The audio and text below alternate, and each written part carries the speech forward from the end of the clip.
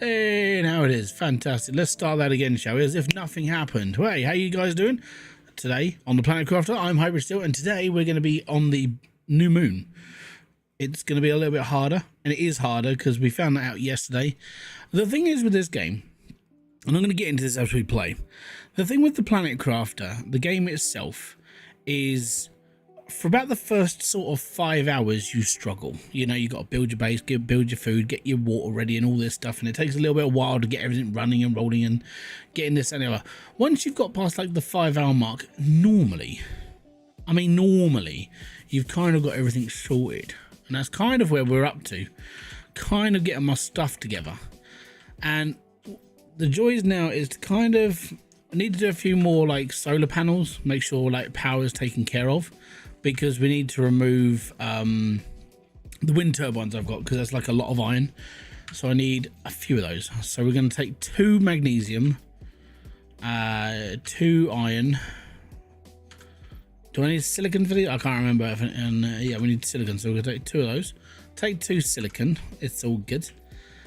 We need 2 lots of, pretty sure we need 2 lots of cobalt. Do we need cobalt? Yeah, we do. Oh no, we need 4 cobalt, because we're going to build 2 solar panels. And we need 2 lots of aluminium. That's iridium. 2 lots of that, and we need iron. Now, I can't remember if I put iron in a big box or something. If I haven't, then we've just got to go looking for it. I think we've got to go looking for it. So that's a bit of, oh no, there's some. How many do I need? I need 2. Right, cool. So we'll get the power sorted now, which is good. And then once we've got this power sorted, we can start dismantling the power grid that's behind us.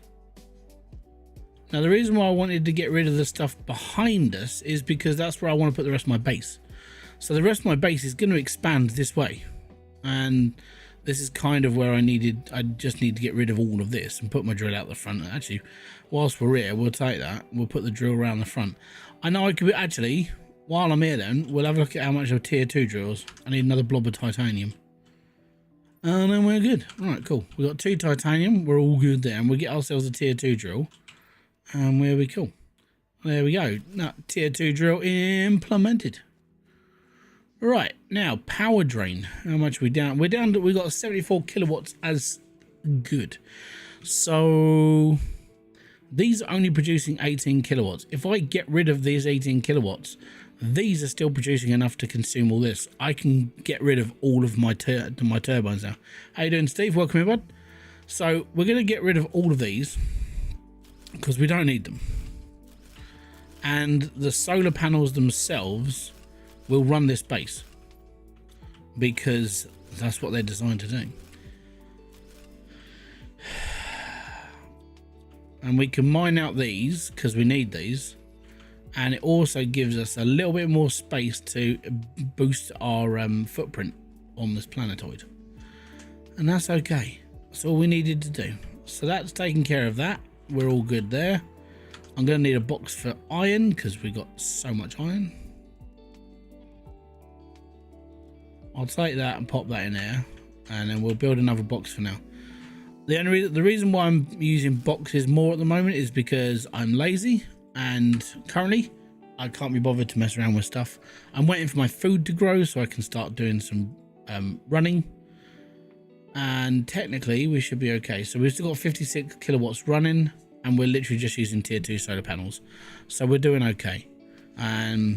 Yes, apart from that, yeah, small base, but we do need to expand, so that's going to be what we're doing. Now, I did go for a little bit of a jog yesterday. I think it was just after, like right at the end of the stream, we went down the bottom, unless I did that without you guys. I can't remember anymore. Brain's like a sieve. It's fine. All I need, I'm going to have to get some ice because we haven't got any, so I need some water. And by the time I come back with the water, my plants should have grown, so we should be right there. But I do need ice, but ice baby. Anyways, hopefully you guys have enjoyed. I hope you're gonna enjoy this little series, because like playing on a different planet is a whole new like kettle of fish, really, because it's just different. It's not like the same game that we've already played. I mean, technically it is, because it is the same game. But what I mean by that is it's not like it's not the same layout as we've done before. It's not the same difficulty as we've done before. There's not as much stuff laying around as there was before. So we kind of have to try a little bit harder to do different things. But it's like I've always said when playing this game, you'll get to a point where it just becomes easy, because the game itself, it hits like a kind of shelf where you've got like the best oxygen, you've got the best this and the best that. You don't have to do anything else.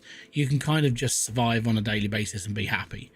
It's not until the atmosphere starts changing is when everything else gets properly done. Right, so we'll make all this water and we're all good. That is 96%, so it's all good. Radash, how you doing? Steve, what up, dude? 96%. I want my eggplant. So this will keep me alive. That one will be my next food. Just gotta wait.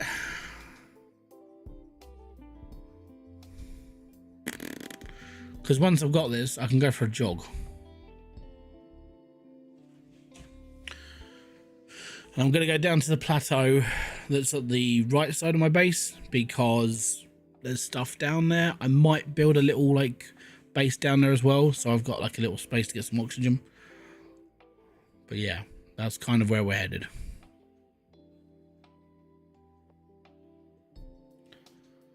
Oh, just let me eat it. Yeah, finally. Right, it's not a lot, but it's good enough. Okay, we got enough. You know what, we don't need that much water. We don't. That's a stupid amount of water. If I take 4, we'll be all right. 3, we'll be all right. Okay, so I need 3 lots of iron, 2 lots of titanium, and 1 silicon on the way. So I'm going to build myself a little cubby hole at the bottom of the hill, because that's where we need. That's where we're going. So 2 titanium, 1 silicon, and 3 iron. That's what I'm looking for first. There's iron. There's some more iron, and 1 more. That's silicon. There it is. 1 more piece of iron. Fantastic. Right, grab some oxygen. Brilliant. And off we go. So we're going to get to the bottom of this hill. I'm going to set up a base, not a base, but just a hole that we can crawl into when we need some air. Jump in and be like, I'm going to live. We'll be all right. And then we get to explore a bit down here. Now, I've already opened up, I think it was 2 blue crates down here, just to have a mooch about. And there was 1 over here, which is full. So I mean, there's like loads of stuff down here. And I kind of figured if we're down here, we can have a proper look around. Now I don't need to keep this side up. We're going to go down that way. Meeting you face to face like this. Right. I reckon that's a good place to stop. So let's build ourselves a little cubbyhole. Stick a door in it and call it done. Right. Okay, so we came from up the top, which is up there. Now we can go this way. And with that there, it means I've got somewhere kind of safe to go. I don't have enough to build me another one.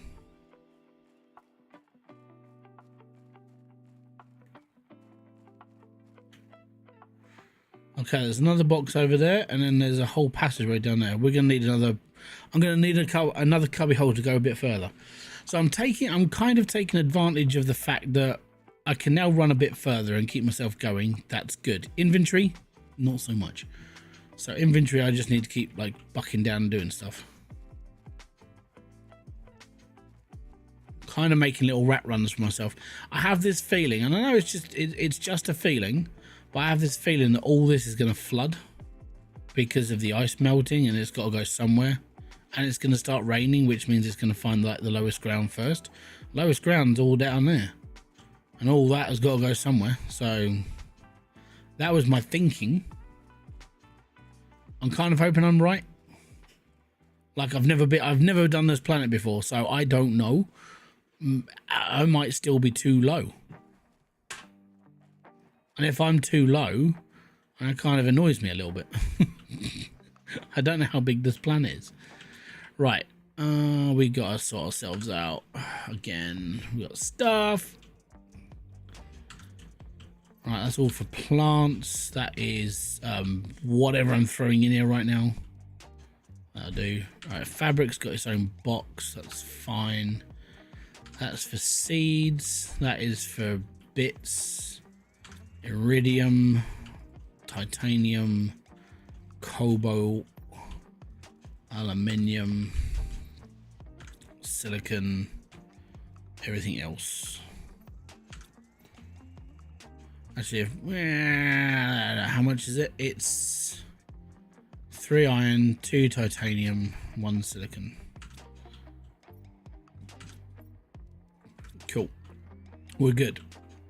Has this grown yet? 79%. Not quite. Right, off we go. And if I had a jetpack, this would be so much easier. But I'm not at that stage yet, which kind of sucks, but at the same time, it's still my fault. I'm not progressing it as fast as I want to. But at the same time, I'm progressing it a little bit slower so I can do a bit of exploration before it all floods. Kind of figured that was the right way to do it. And if there's anybody that thinks different, let me know. Because I'm just going off what I did before. And what I did before was I didn't flood the planet straight away. I looked into opening up as much as I could straight away. So when it came down to like getting a map, the map was kind of already like half undone.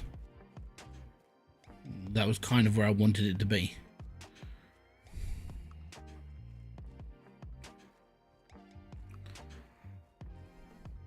That's a massive corridor though. I wonder what's down there. Well, we're about to find out. We're taking it all, guys. Taking it all. Oh, Bruce, let's go and clean out some more drains. Right. Because I have no idea what's down there. Like, it's just one big dark corridor. And it's scary. It's just like, I don't know what's down there. I think if I build a hut soon,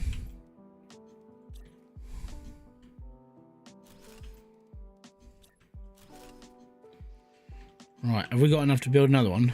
We need titanium. Well, actually, it was in my inventory. Okay, sort that stuff out. So 3, 1, yeah, we need titanium.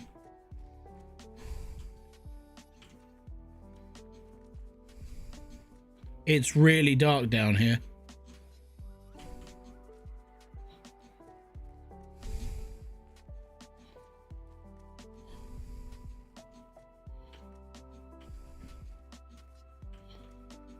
I'm trying. Ah, there we are. Titanium. Oh, crap. Stuff.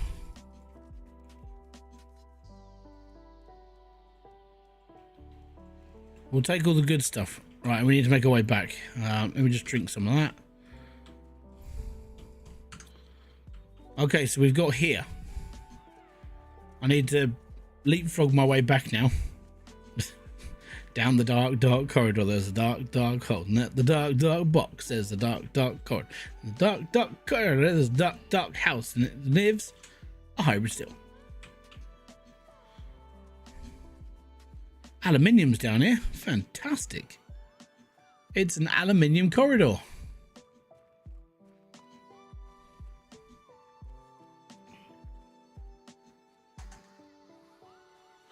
So I left my iron in that box. The reason why is because if I'm going to run this area, so I need the iron to build another box. Yeah, see, I'm smart. I'm not smart, but I'm street smart.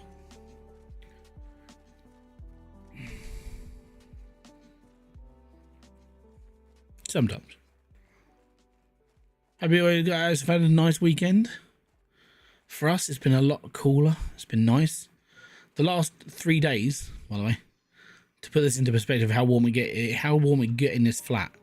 The last 3 days, the flat has gone down nearly, well, it's like 8-9 degrees. That's how warm it gets up here. Like, when it's 30 degrees, it's 30 degrees in here. And then when it's like 25 degrees outside, it's still like 30 degrees in here because the heat doesn't go away.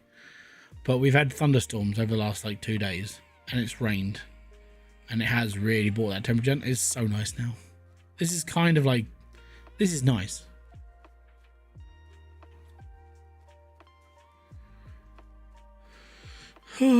Right, we got some stuff again.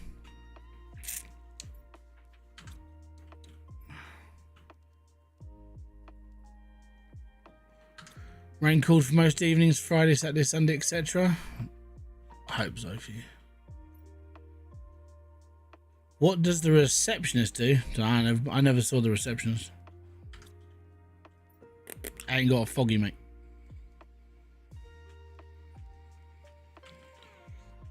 Unless she takes care of paperwork and stuff for the cars, I don't really know. And that's because as said, I only played it for like, I don't know, maybe a couple of hours. And I couldn't be bothered to play it after that because I was like, I'm kind of sort of done with this already. You're further than I am. That's what I just made. I think I've got like $125,000 in that game. And I didn't do a lot. Right, I need 2 bits of titanium, 1 silicon, and 1 piece of iron, and there is iron in that box.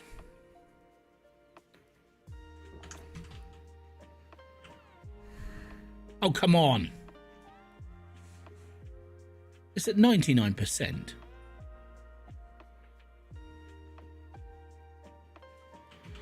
Do I not? I don't have a food bag anywhere now, do I? I'm literally just... Oh, I do! Oh. We'll take it. I'm going to eat the mushroom. And then I'm on full. And then I'm on almost full. Yeah. Yeah! In the great words of LA Knight. Yeah, I'm not sure. Consult the guide. And when I say the guide, I mean, it should say like tutorial in the box. But I don't know. You're further ahead than I am in the game now. Because, like I said... Once you've kind of worked out that you don't have to do too much to make profit in that game, it kind of becomes boring. Well, for me, you know, and that's why I was kind of like, oh man, I spoiled the game for myself. And I did that listening to people. Listening to people was like one of the worst things I could have done in that game, because everyone was like, you can charge so much more for a car. I was like, excellent, I can do this. And I'll buy really expensive cars and I'll fix the bodywork. And okay, cool, I'm doing this. And now I'm just like, wow, I really don't care anymore. And that was my big downfall of that game. Like, the game itself is not bad. You know, go out, buy some cars, do them up, sell them off, and be happy. It's a typical buy and sell, resell game. It's cool. But once you know that you can make so much money from doing very little, you kind of sit there and just go, I'm bored. It was annoying. Let's put it that way. Right, we're going down the dark corridor again, okay? Just gotta get to my oxygen point. At least I know it's only going to cost me like 1/4 of a bar of oxygen to get down here. Right, we're going to get to that box, pick up all the stuff that's in it, which is mainly iron, and we're going to carry on. We're looking at about 1/2 bar of oxygen before we build another base. So we don't, like, cap out. Because I have no idea what's down here. It could just be a dead end. But if it's a dead end, it's kind of a pointless bit of the game, innit? That's pretty awesome. I feel like I'm running the Death Star. Stay on target. Stay on target. Stay on target. Okay, we've made it to a rock and a hard place. So I'm going to build another base. And I'm going to build the door this side. And we shall stand in the door. And we shall praise the Dark Lord that we are here. Oh, crap. More stuff. We can take it. Can I build another base? I haven't got enough titanium again. Great. Right. How far is this thing?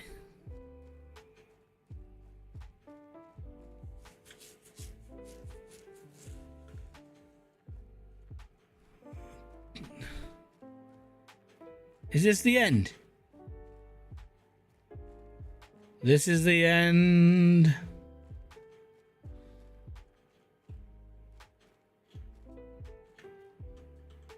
It is. All this for, oh, there's a, I mean,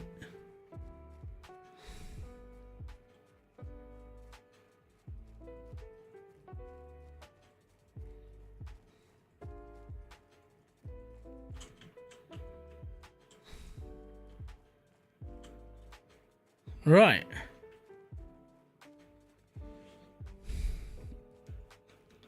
It's kind of annoying.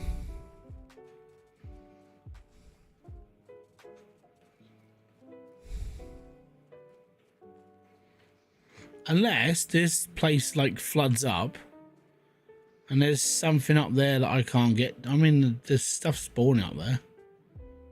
It's kind of annoying though. Alrighty, Koki, skip. Well, there's sulfur down here and there's aluminium. I'll keep that in mind.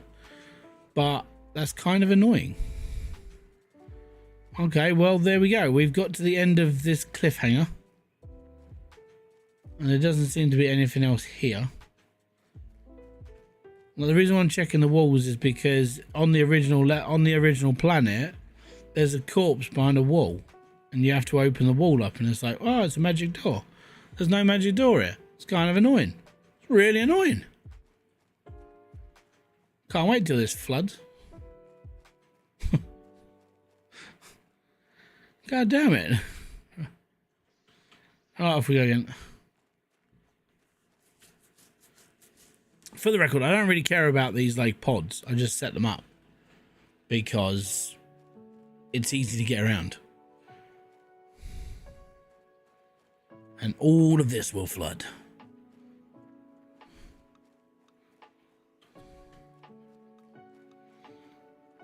I'll come back here when it's all flooded up. See what happens. Might be able to just fly over the top of it and be like, oh, look, I found something. But for now, I mean, we've got material, which is nice. Got some stuff that we can upgrade with. That's nice. It's all good.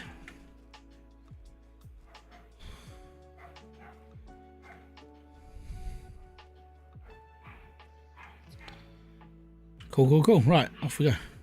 Now, if we go down the other side's really dark, really steep as well. And it sounds like that bloody rat of a chihuahua's out.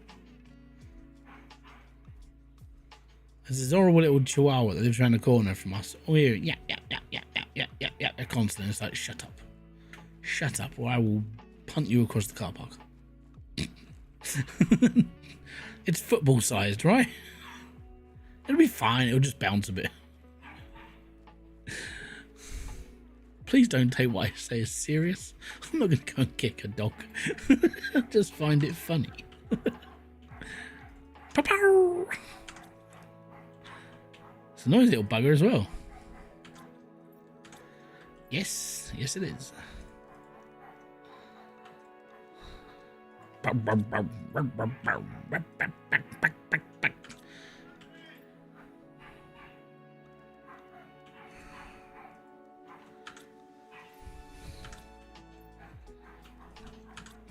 Vicious little bugger. It's probably stuck in a hole in a fence, just I can't get out. Now I've just got this image of this dog going, meow, meow.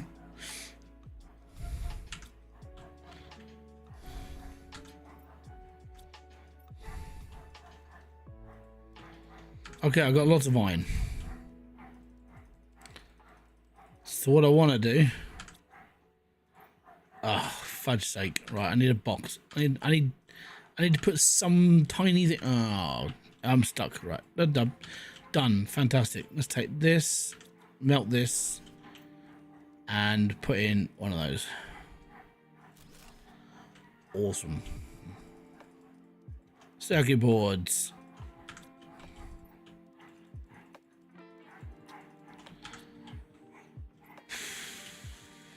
Shut up, you bloody muppet.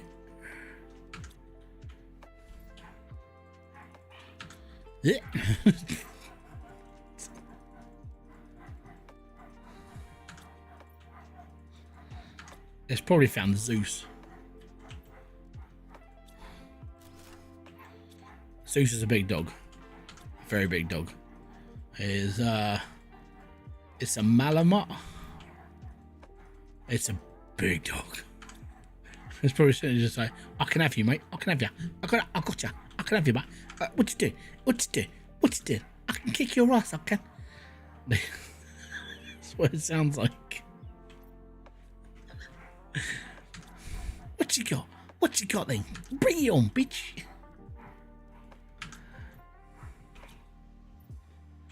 Just waiting for this ball. Right, so we need 6 iron, 3 titanium.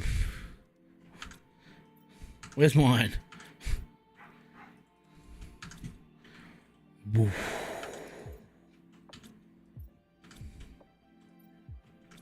That's cobalt. There she is. Right, so there shouldn't be anything around the back of here. Actually, I could do with a couple of more bits of iron to the old flooring. 1, 2, 3, 4. We need 4 bits of iron extra.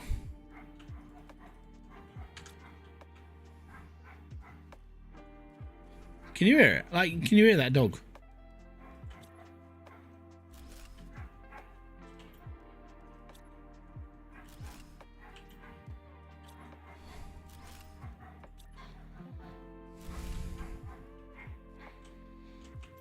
You know the old saying, fuck around and find out. Dog might find out soon.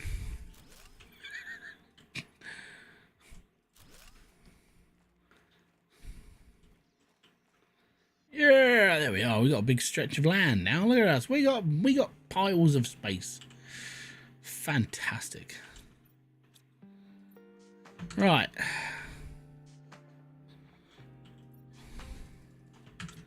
Take 3 of those. Build another.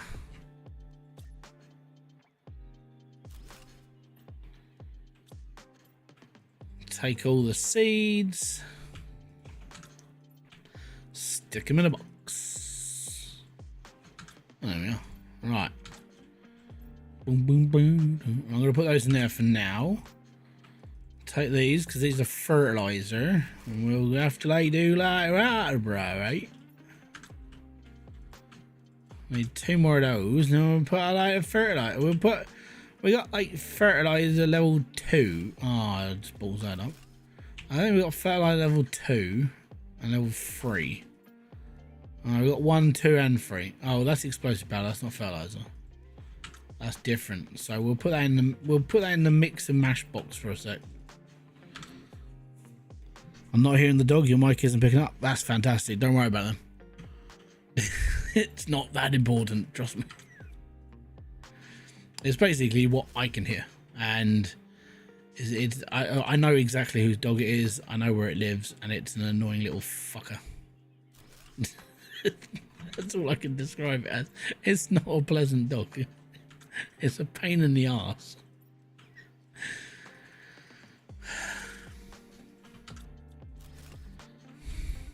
Take that as well. It's iridium. Right.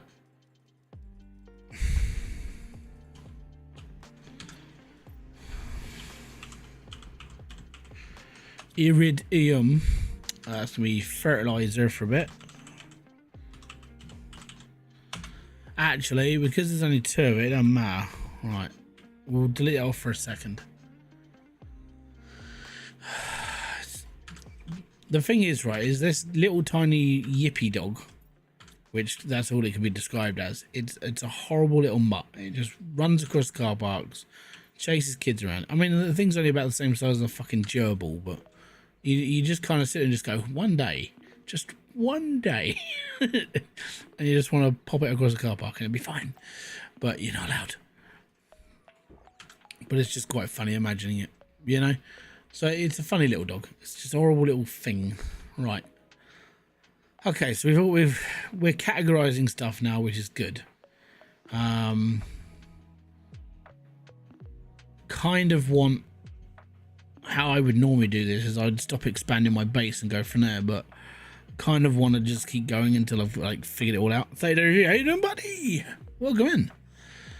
Right, so if I take out the heaters and put them in the middle just for a minute, then we can go from there.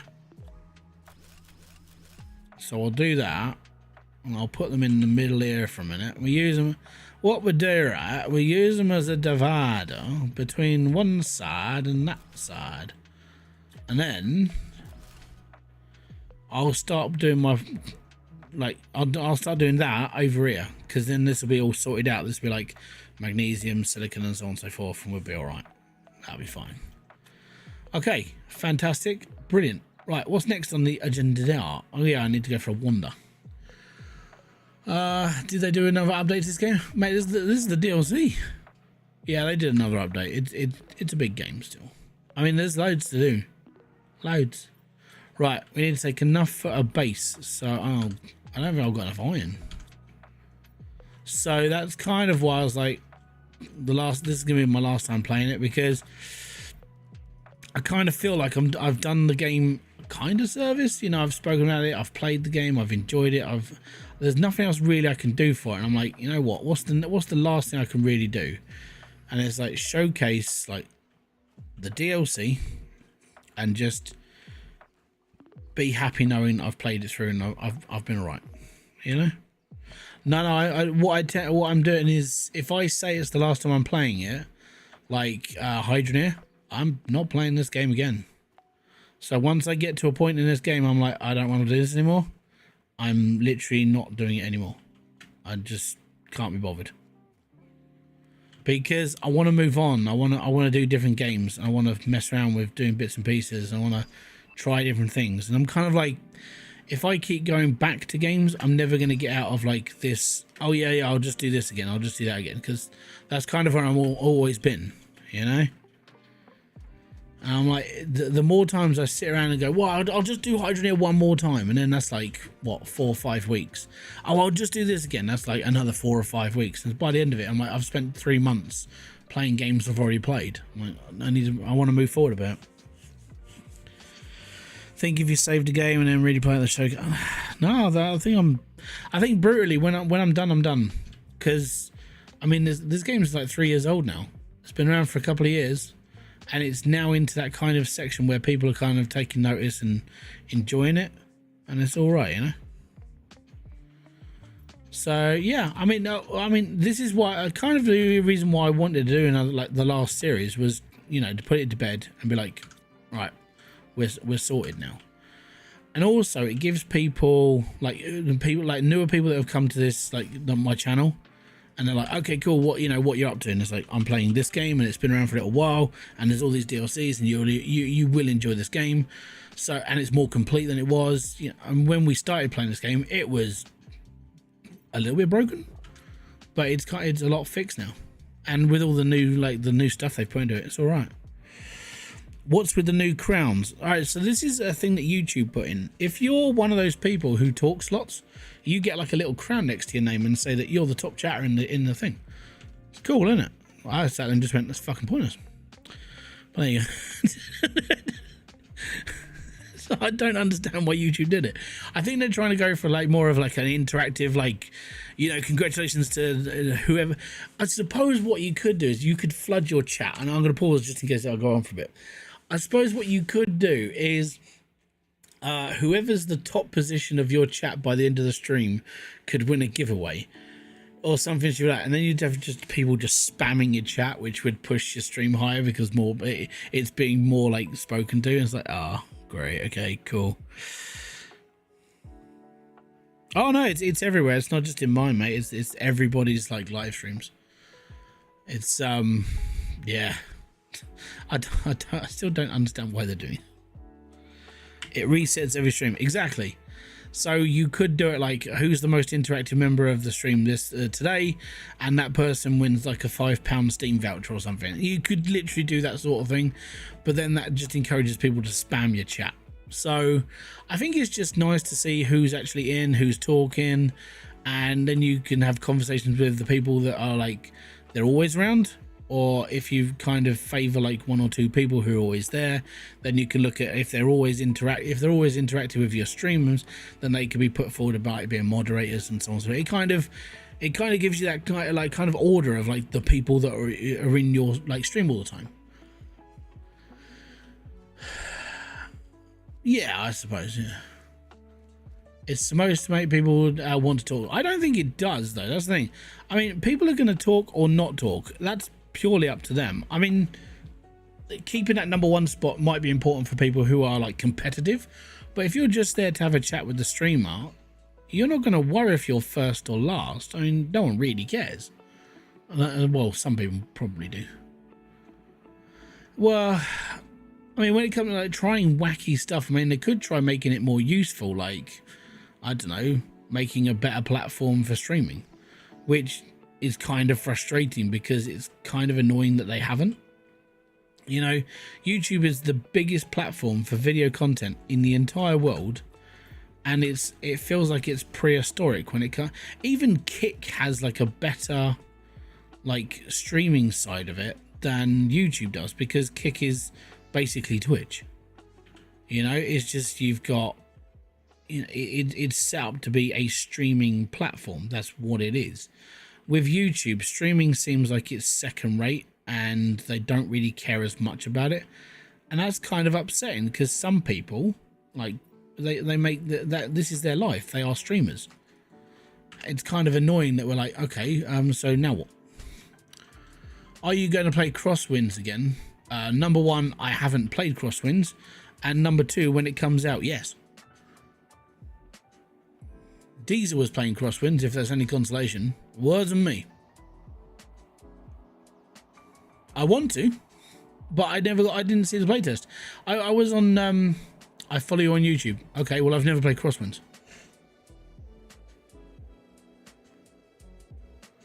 Self-feeding algorithm, but yeah, exactly. I mean, they're always, that's the thing, YouTube are always testing a system. They're always doing something funny in the background. They're always messing around with stuff. And that's just how it is. You know, I know that my revenue this month and my views this month are down because I haven't been as online and I haven't released as many videos, because my problem with it, when it's too hot, I don't work. So I couldn't do it. But now I'm kind of like, my kids are on, they're going to be on like some holidays. I'm going to be streaming pretty much every day. No, I think it was Diesel that was playing Crosswinds. I've seen like 2 or 3 people playing it, and yeah, it's on my street. I'm a big pirate fan, as in like actual pirates. I do like the lore and everything. And apparently, staying on the subject of pirates, but not quite Crosswinds, I have heard rumor they are making a Black Flag 2, but I don't know how true that is. If it's true, then I'll look forward to it. I'll go from there. Car dealer sim was cool. It was all right.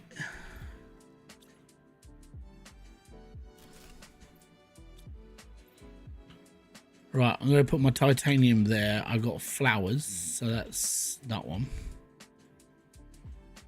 We need to pull my titanium. Look to my income, and yeah, I'm down since upload. You will, I mean, if you're busy, you're not going to get too much. Like for me, I know I haven't uploaded as much, and I haven't done as many live streams because just I couldn't. But it's fine. You liked Car Dealer too? I mean, so yeah, like I said to like Long Haul earlier, the problem with Car Dealer was it, as soon as you know that you can make a shed ton of money, titanium, there's no real point in playing the game. And that was the upsetting part.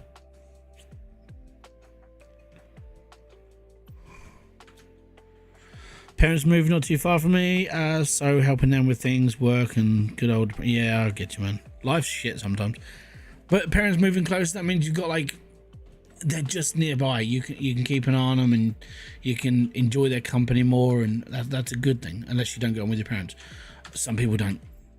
I'm not saying you do. I'm not saying you don't. But I know some people really don't like their parents. It's just joys of life. Right. We've got actually, I've got 3 iron. I can build another one. Yay me!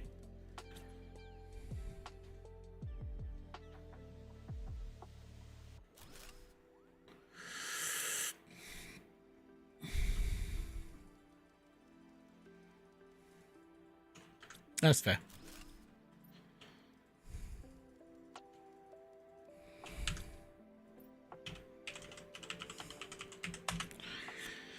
Heatwave is a motivation. Oh yeah, Heatwave is a motivational killer. Plus side is I've lost 5 pounds.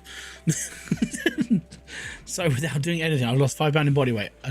No motivation. Couldn't be bothered to eat anything. I'm like, whatever. It's not like I'm gonna waste away.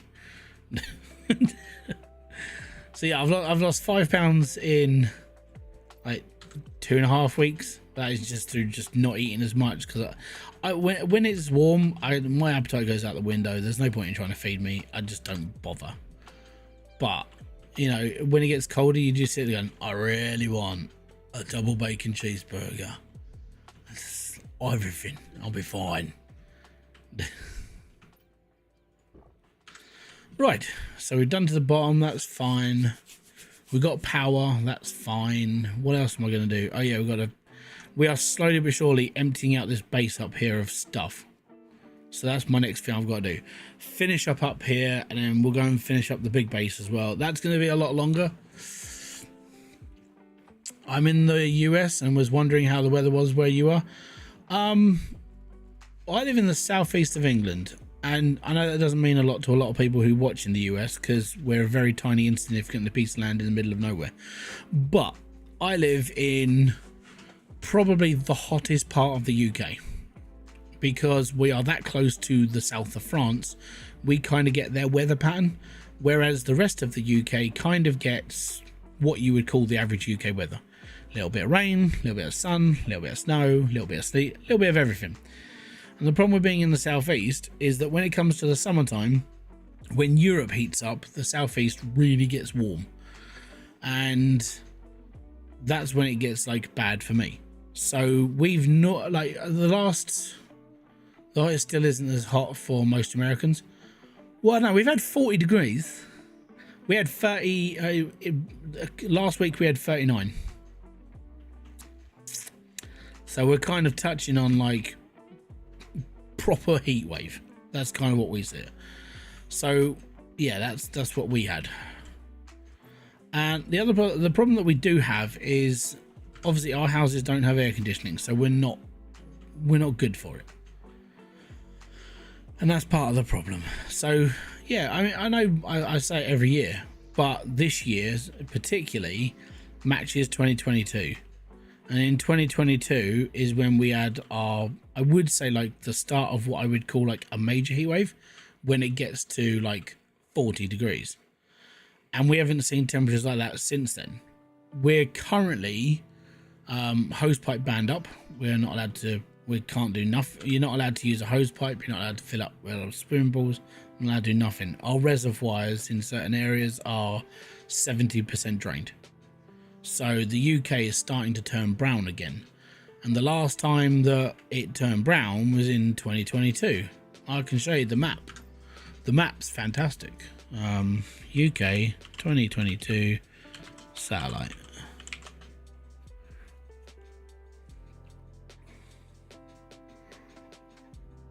So if I pull this up over here, right, so that brown bit that goes down the side of the country,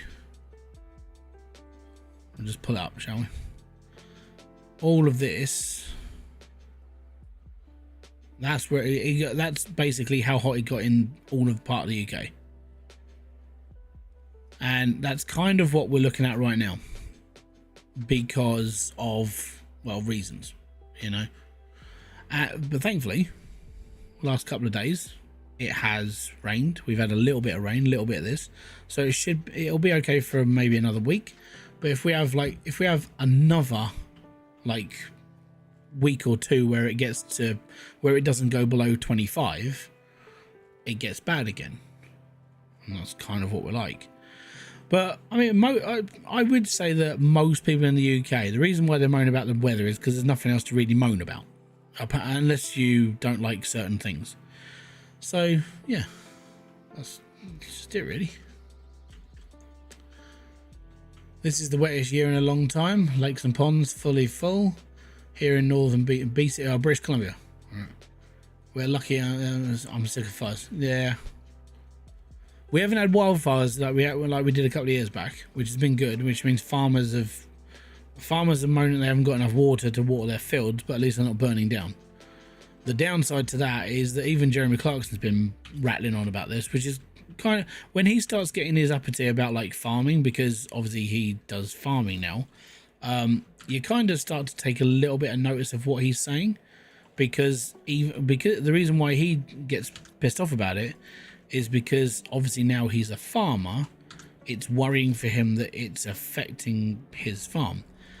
And he posted up and was like, well, you know, it's a bit of a dry spell. Our fields aren't growing. I'm like, okay, cool. He goes, I've just spoken to other farmers and their fields aren't growing. And it's looking like that they're not going to grow for a little while. And we could be facing a really bad time when it comes to food. It's like, excellent. It's kind of what you want to hear when you're just going into the summer and you're like, it's already looking bad. But don't worry, the Labour Party will save the day. Maybe. We'll see. Give me a sec, I'll turn the main light on.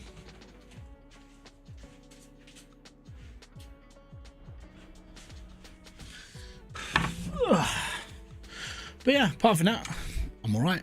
I can't complain, really. Well, I can, but I already have. You know, the heat is my only problem. The rest of it, that's alright.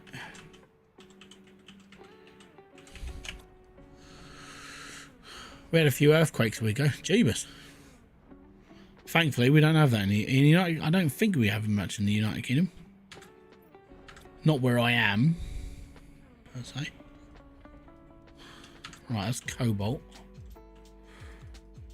I can go there. I don't know what else I need. Right, okay, that's silicone. We haven't built a silicon one. I've got 2 iron. Actually, you know what? I've got 3 iron, technically.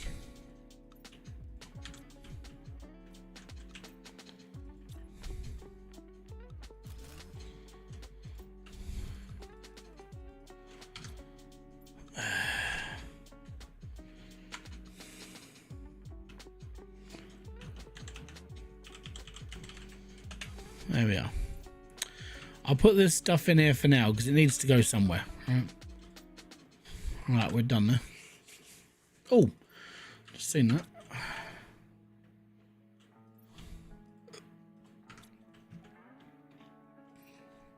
We're doing okay.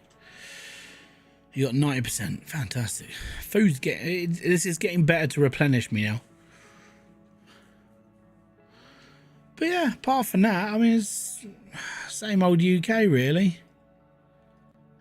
I mean, nothing's really changing. People are still moaning about immigration.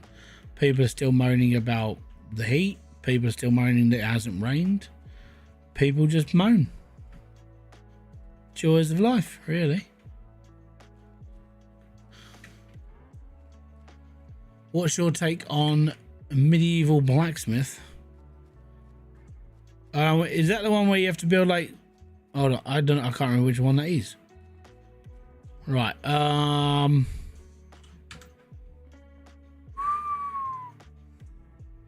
give me a second. Let me just familiarize myself with that game. Because I've played quite a few. Right, medieval blacksmith. Oh, that one. Yeah, I like that one. That's the one where you have to go mining and stuff for yourself, and you have to build swords for certain people, and you're running yourself a shop, and you've got 2 little cretinous kids sitting in the shop all the time. Yeah, it's a good game, man. I like that one. Good laugh. Also, I mean, customization of the weapons were pretty cool. Adding like special abilities when it comes to like different potions, Really cool. Like that. I like that feature. Building stuff for certain people was all right. Not a massive problem with it at all. Actually, generally, good game. I stopped playing it because other things happened and I played a different game and I moved on.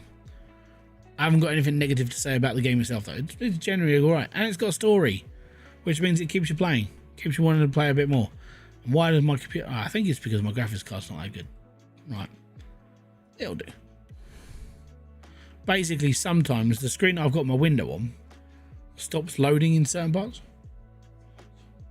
The weapon making is really good. It's got a good system for like hammering when it comes to like actual forging. Obviously you have to take your time when it comes to certain elements because certain elements forge differently than like others. So you just have to you have to pay attention to what you're doing. Obviously some of the harder stuff needs to be like reheated every now and then because it cools down too fast. So you just end up taking it as it is and you just carry on. But generally, I think because it's got a story and it keeps you like moving forward a little bit at a time and learning new skills, it's actually a good game.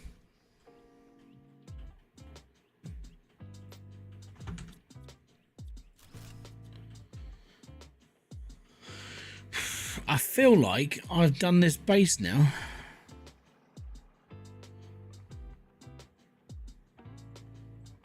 There's nothing else here for me to steal. I mean, pillage. I mean, use for my own doing.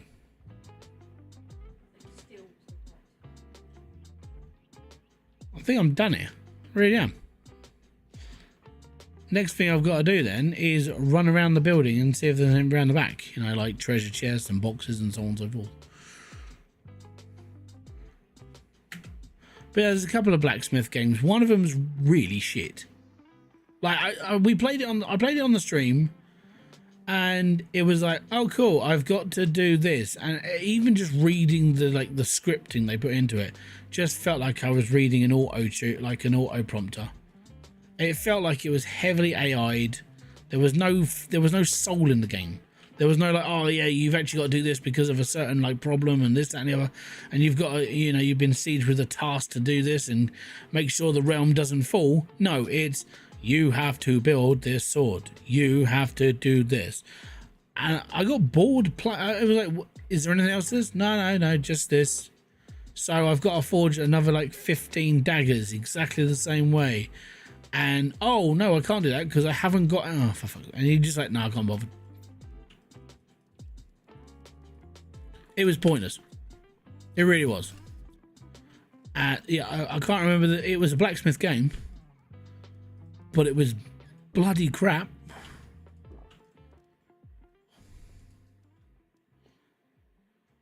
Right. Unfortunately, I have to leave that stuff there for a second. So there's half a box I've got to pick up. Yeah, I'm going to have to do it because I'm OCD. Like, it's in my head. I'm like, we're coming back. We're going to come back for those 4 items and the box.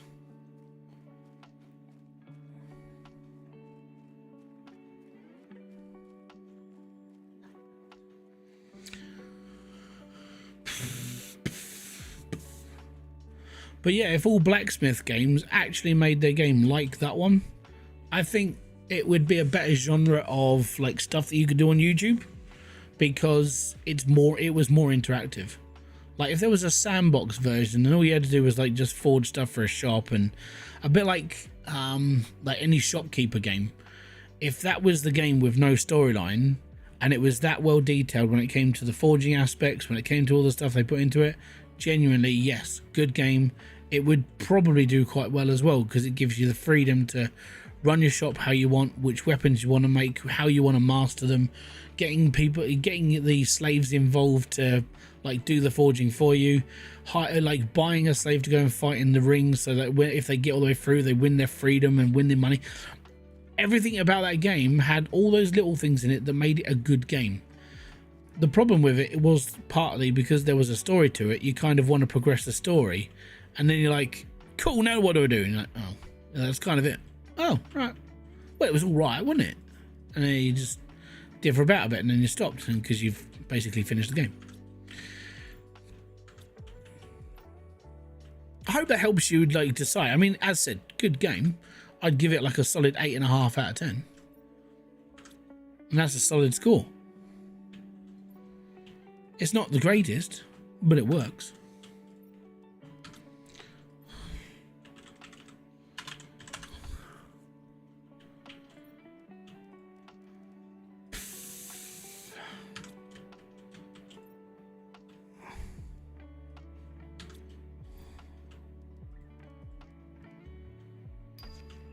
Hey, we got tier 3 eaters. Fantastic. I will at some point start catching up with my stuff, but right now, well, I can't be bothered.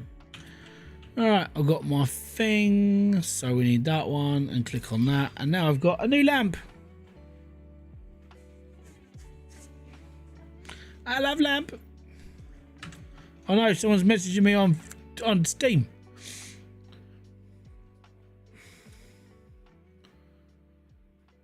Watching it, but the chat's not coming up.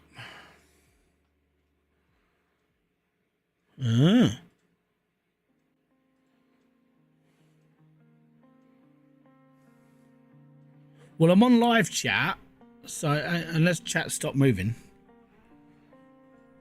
Oh, okay. The best thing you can do then, if you're having trouble with like seeing stuff load, reload the page, because YouTube sometimes needs a bit of prompting. Yeah, sometimes YouTube does suck. I'm doing alright, man. Skint this week, proper skint. Like, it got quite tight this week, but should be good. It was kind of one of those weeks where, like, we're recovering from being on when we went on holiday, so we're at the moment we're all right. It's like, yep, we've allocated this much money for this, and this, and now we've got to wait. And it's like, we've got enough food, we've got enough drink, we've got enough this, got enough that, we're sorted.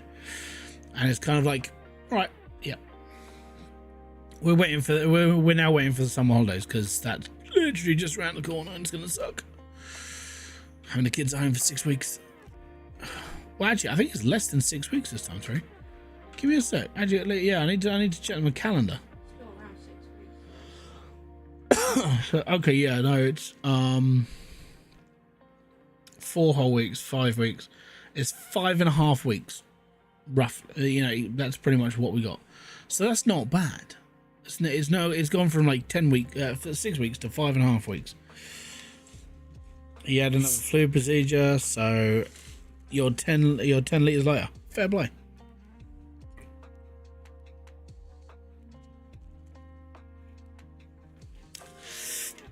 Have they figured out where all that's coming from yet? Or have you just got a hole in the stomach and it's kind of just seeping out? We need to change these. I've just realised I've got VeggieTube level 3 and I haven't been using them. So 2 lots of we got 4. Oh, it's from your liver. Okay. And there's no fixing it.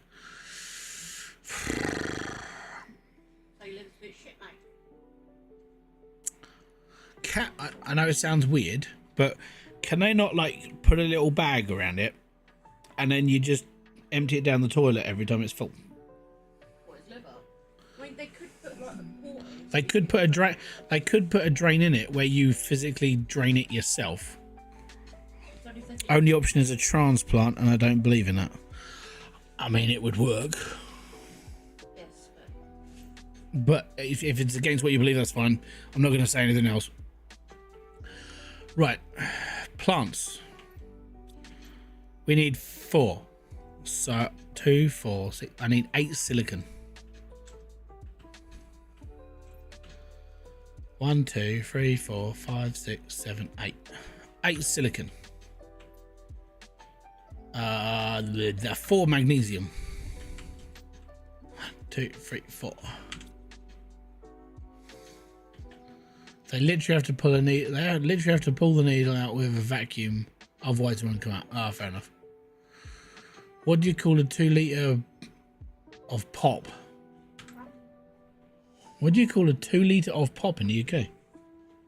You mean that? Well, I call it a bottle of drink, because it's liquid, so I can drink it, and it comes in a big bottle.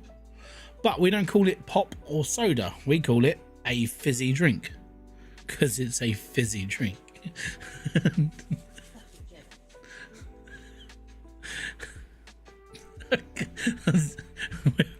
It's a very simple name.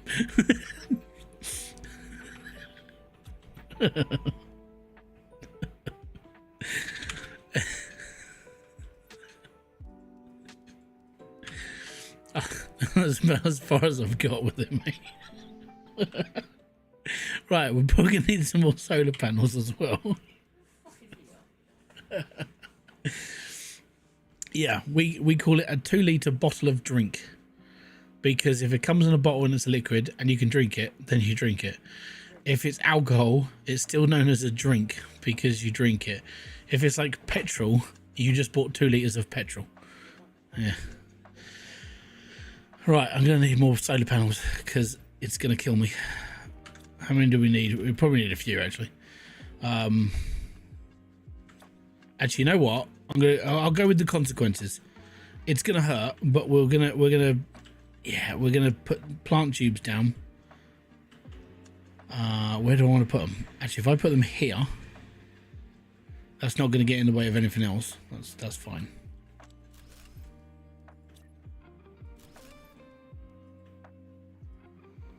Ah, it's taking my water as well. Bugs.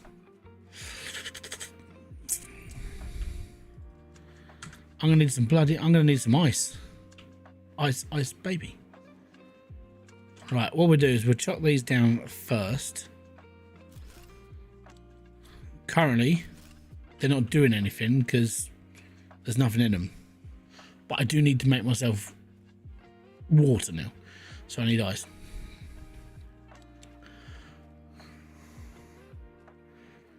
Yeah, we don't really have many like when it comes to like fizzy drink, it's a fizzy drink. That's basically it. We don't really have many other names for it. It's just known as like whatever the brand is, like Coke, Pepsi, Fanta, Lilt, Sprite, whatever. You just say, I'll just buy a bottle of buy a bottle of Fanta or buy a bottle of Pepsi. You kind of just call it what it is. You know, we don't really have like nickname for it. It's just fizzy drink. And if you want to, that's pretty it. We're boring. I mean, you can turn this into an AMA if you want. Ask me anything. I'll tell you exactly what we call it because we're boring. You know, when it comes to name giving, we're not Australians. Australians have got some really funky names for all their stuff. What's the strangest name for something you have heard of? On an American thing, aluminum was a bit of a weird one. I still don't understand why you guys call it aluminum, but that's again British. It's aluminium. I watched an Indian guy talk about this, and this Indian. So it was an American person who said, "So what do you call this?" And he brought the word up, and this Indian guy. Sorry for the impression, right? Because he just goes, "You bloody fucker, you bloody Yanks! You come over here, you give things different names. It's aluminium, you bloody bastard!" Like, aluminum is not a word. Aluminium. And when I watched him say it, I just went, "That's true. They're the only people that call it aluminum. Why?" But no. The funniest thing in America, like word-wise, I think it's just the way that certain things are pronounced. Really, I mean, it's not funny. It's infuriating because it's not the way it should be said. But you guys say things differently because you're from that part of the world. That's how you've been like taught how things are.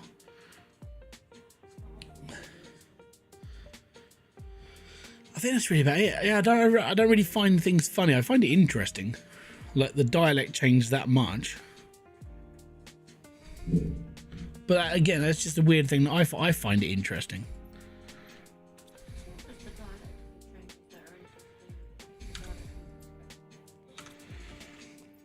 Different, not necessarily funny. Yeah, exactly.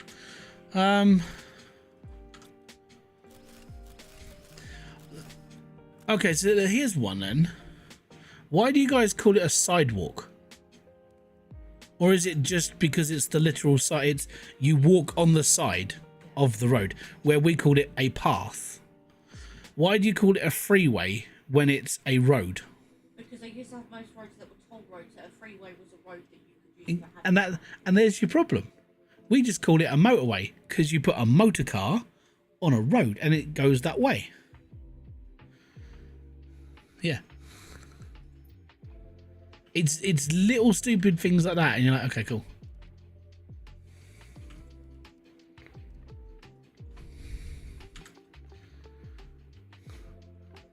I call it tin foil. Oh yeah, so do I. I call it tin foil. That's what's on the side of on the packet.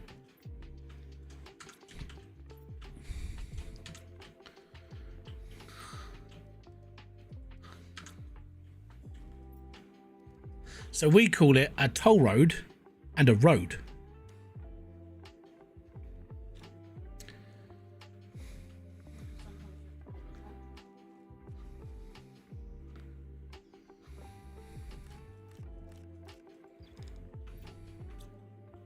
I've got ice and I'm not afraid to use it. I'm going to literally, it just needs to be turned into water.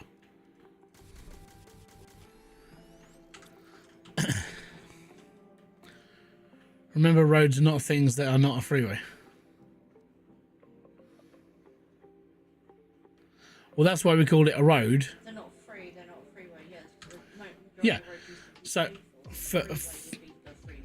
so for us, it's a road or a toll road. We just call it a road. And if you have to pay for it, it's a toll road. And if you don't pay for it, it's just a road. Some call it an expressway. Yeah, why? Yeah, but again, you don't have to change the name of it to say that. You could just say it's the freeway.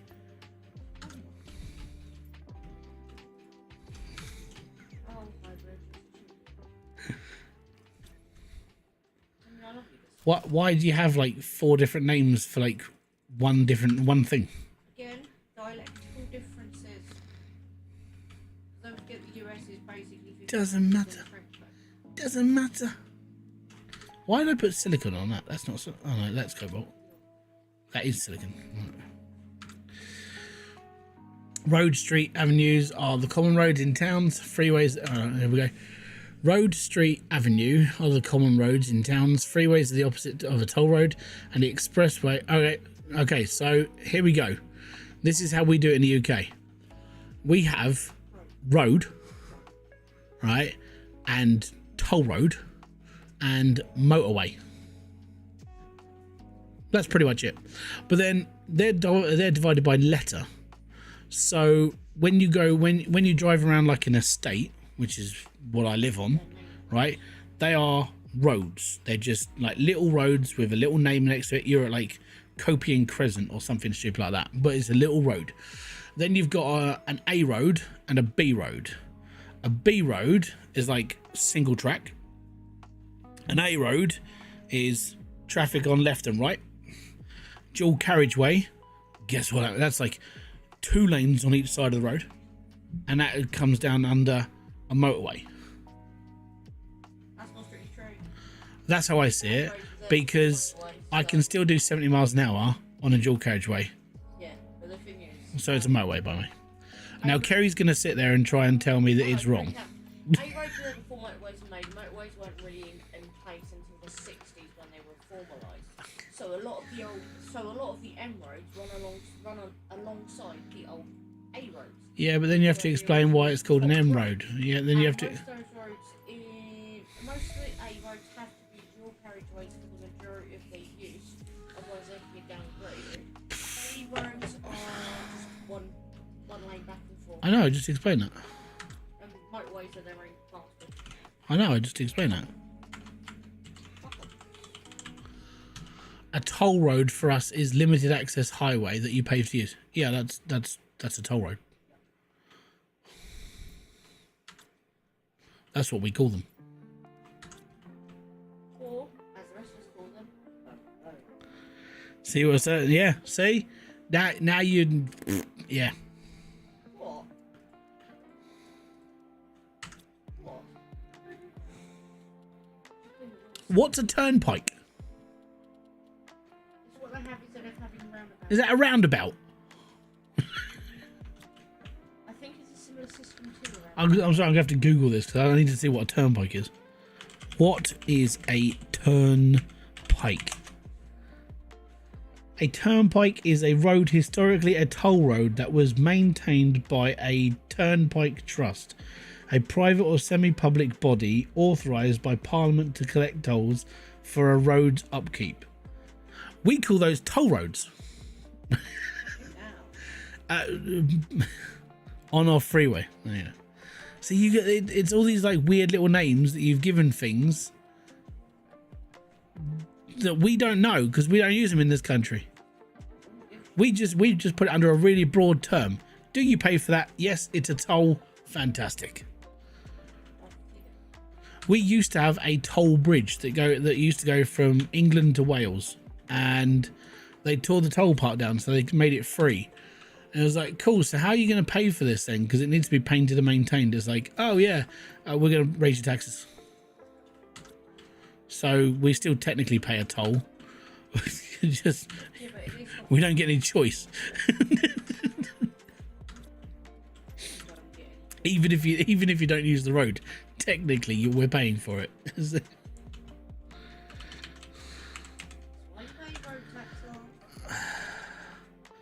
Oh, it's osmium. Why did I get this one wrong? Osmium. And I've done the wrong capital again.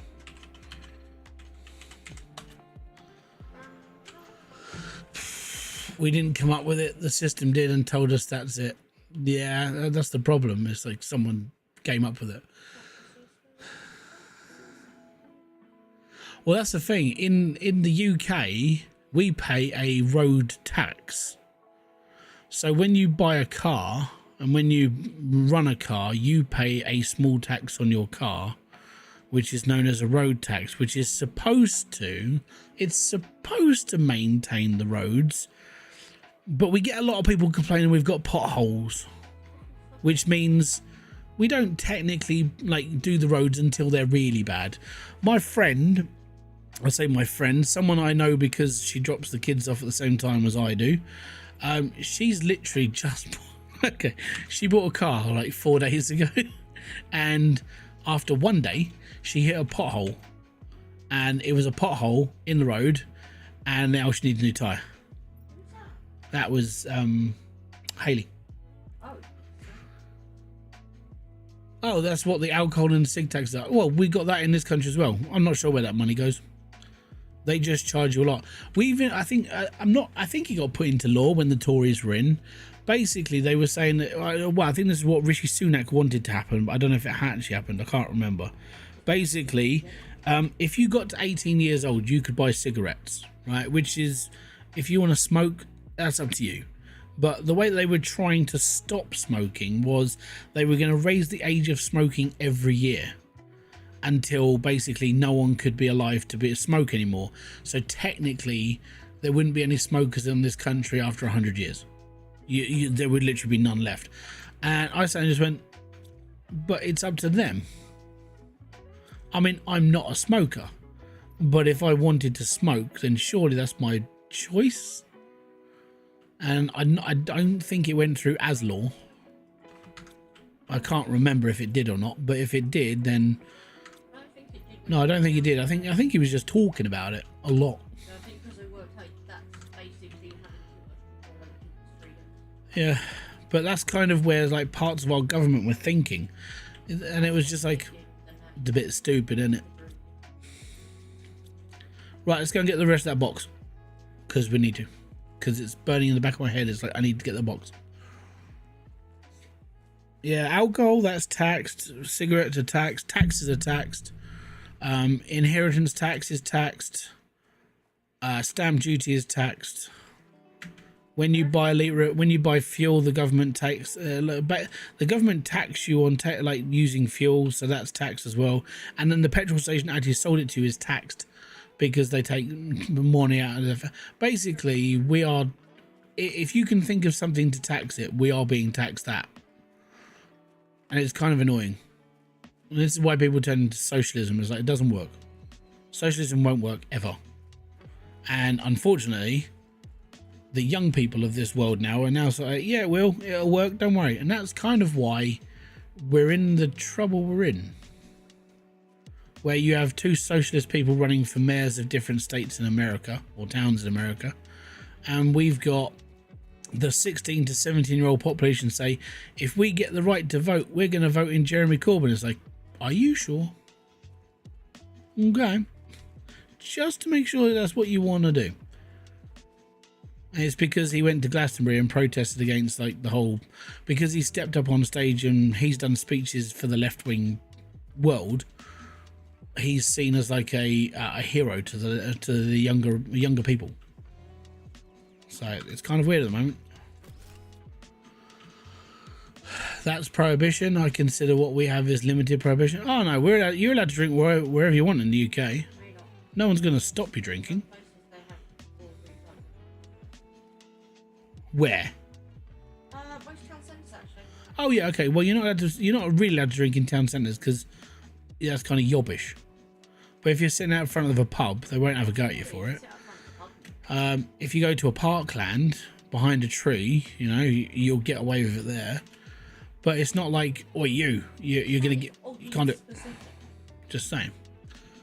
No, but that was sort of like the most specific parklands behind a tree. It's evident anything the government does not allow. I won't say some of the stuff the government doesn't allow us to do in this country, because if I did, then even if I just speak about it, I would be branded a certain type of person. And the worst part is you can bring up examples of what I would talk about in newspaper articles, and I would still get dubbed a racist or an Islamophobic or a bigot or anything. If you have a go at certain things in the UK, you can be arrested for those things in the UK now. There's and I think he's a Muslim MP. I can't remember his name, but he was looking for like blasphemy rules on certain things. And then this same MP, he's an MP of Birmingham, he wanted the UK government to pay for an airport in Pakistan. A full-blown like 3-lane airport. And it's like, why? Oh, because they have to travel 30 miles to get to where they're going. Well, so do we. Like, if you live elsewhere and you don't live right next to Gatwick or Heathrow, you still have to travel to get home. And it's like, all right, so why we didn't? And if you look into some of the stuff that gets reported in the country, you're like, well, this is fucking stupid. This can't be real. And it turns out it is. If you go on Twitter, and I know people hate Twitter, but if you go on Twitter, you'll find you'll find news articles and you will see people's true reactions. And the reason why you'll see people's true reactions is because you can technically do it anonymously. And you can find them all now. I mean, I'm not going to do it because my Twitter profile is not my name and I don't want people to know that I'm there. So I kind of keep myself under a wrap, because then it's not Hybridsteel and it's not me as a real person. It's literally just my account. I can read stuff and be happy. That's it. All I've been doing so far this week is reading about just everything in general, because it's been too hot. I haven't had nothing else to do, so I've just been reading stuff and watching videos. I even got around to watching my dad's stuff. My dad does kayaking videos around the Cardigan around the Cardigan coast. So he's got himself happy. It's all good there. So I watched his videos today, and he said because when I spoke to him today, he goes, "Yeah, I just did my my walk around the Brecons, and we did this, that, and the other, and I did all this." And I was like, "All right, cool." And he goes, "It was so hot, I ran out of water, and I didn't think I was going to make it." I was like, "Well, you could just call the Coast Guard," because he was right next to the water, the sea, so he's not going to drink the seawater. But yeah. I keep myself, when it comes to Twitter, I keep myself to myself. I don't talk to anybody. I don't have any friends on Twitter. I just read stuff. And it's the only place where if you just want to listen to, if you want to read whatever you want to read, left wing, right wing, or anything ring, and it doesn't matter because it's whatever. But whatever you read, it's all there. And I kind of get this is what Elon Musk was talking about when he bought it. He was like, I just want it to be where anybody can post whatever, and you've got the freedom to listen or not listen. You don't have to chime in. You can just ignore it. You can block it, and it doesn't matter. But he's giving you the access to everything. And that's it. The only reason why there's a political difference and stuff on Twitter is because the people on Twitter are different politically sided. I'm like, okay, that's cool. Basically, and then if you want like a pure left-wing socialist style like website, go to Blue Sky. Because that's why that was set up in the first place. But yeah, I just sit there and read Twitter if I'm bored. Love how many people said they were going to leave. Oh yeah, no, there's more people on Twitter than ever. Oh, we're going to leave Twitter because it's against what we believe, but they're still posting. I was reading one person the other day was like, well, if the United States government doesn't step up, I'm going to leave Twitter. It's like, okay, right, have fun. And they're still in the United States, and they're still posting on Twitter. So you haven't left. It's like when Whoopi Goldberg said if Trump gets into power, she's going to like leave the country. It's like she still hasn't left the country because she's still on the fucking View. So I don't get why do you say these things if you're not going to do it? You know?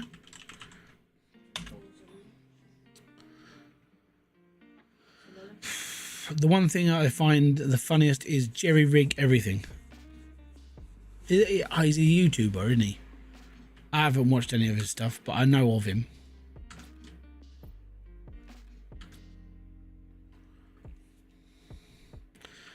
Right, we need to get some level 3 heaters in here, I think. Well, no, because the tier 4s go outside. Yeah. What are we lagging behind on? Actually, you know what? We'll get rid of this because it's in my way. It's in the front of my screen. I need a screen.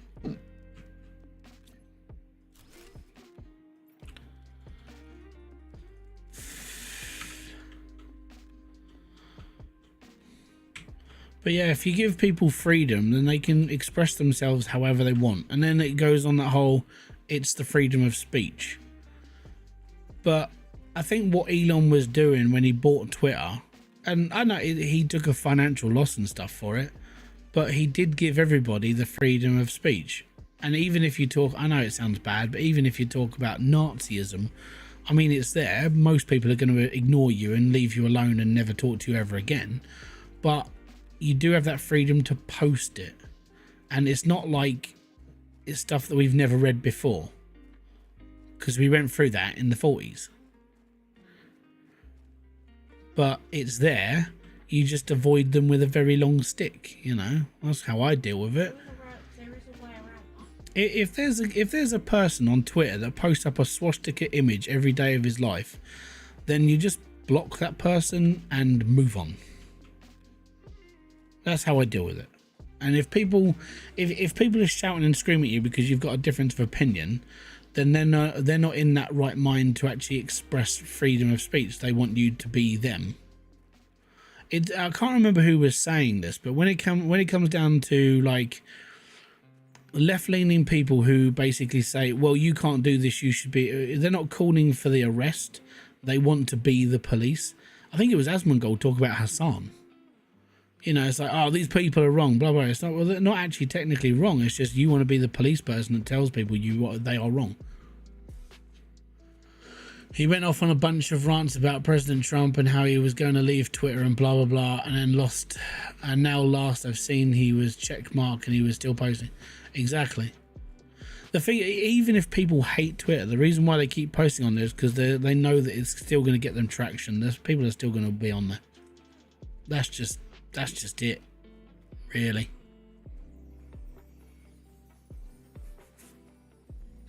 I'm not a blue check mark, by the way. I just use it as a free account. I'm not paying £6.99 or whatever Elon charges just so I can get my post seen by everybody else. If you want your post seen by people, make an impact or talk about stuff that people enjoy talking about, or be a political anarchist. I don't care. But if you want to make people pay attention to you, you have to be a person that people want to follow. That's just how it is. I mean, if you pay for, I mean, admittedly, if you pay for it and you get enough impressions, you do get money from Twitter. You can, if you can get millions of impressions and like a few 100,000 replies and stuff, yeah, you'll make a little bit of cash. Because that's what it was set up for. It was an incentive for you to use the platform. And I kind of think that since he's done that, more people use it. And then you get all the people just go, well, I don't want to use this anymore. Well, don't use it then. Go on Blue Sky or Facebook or wherever you post and be happy. I will continue to sit there and read stuff on Twitter. Maybe I'll reply to a couple of things. But I'm not really worried about it. It's a website. Websites come and go. I mean, look at MySpace. And everybody loved MySpace.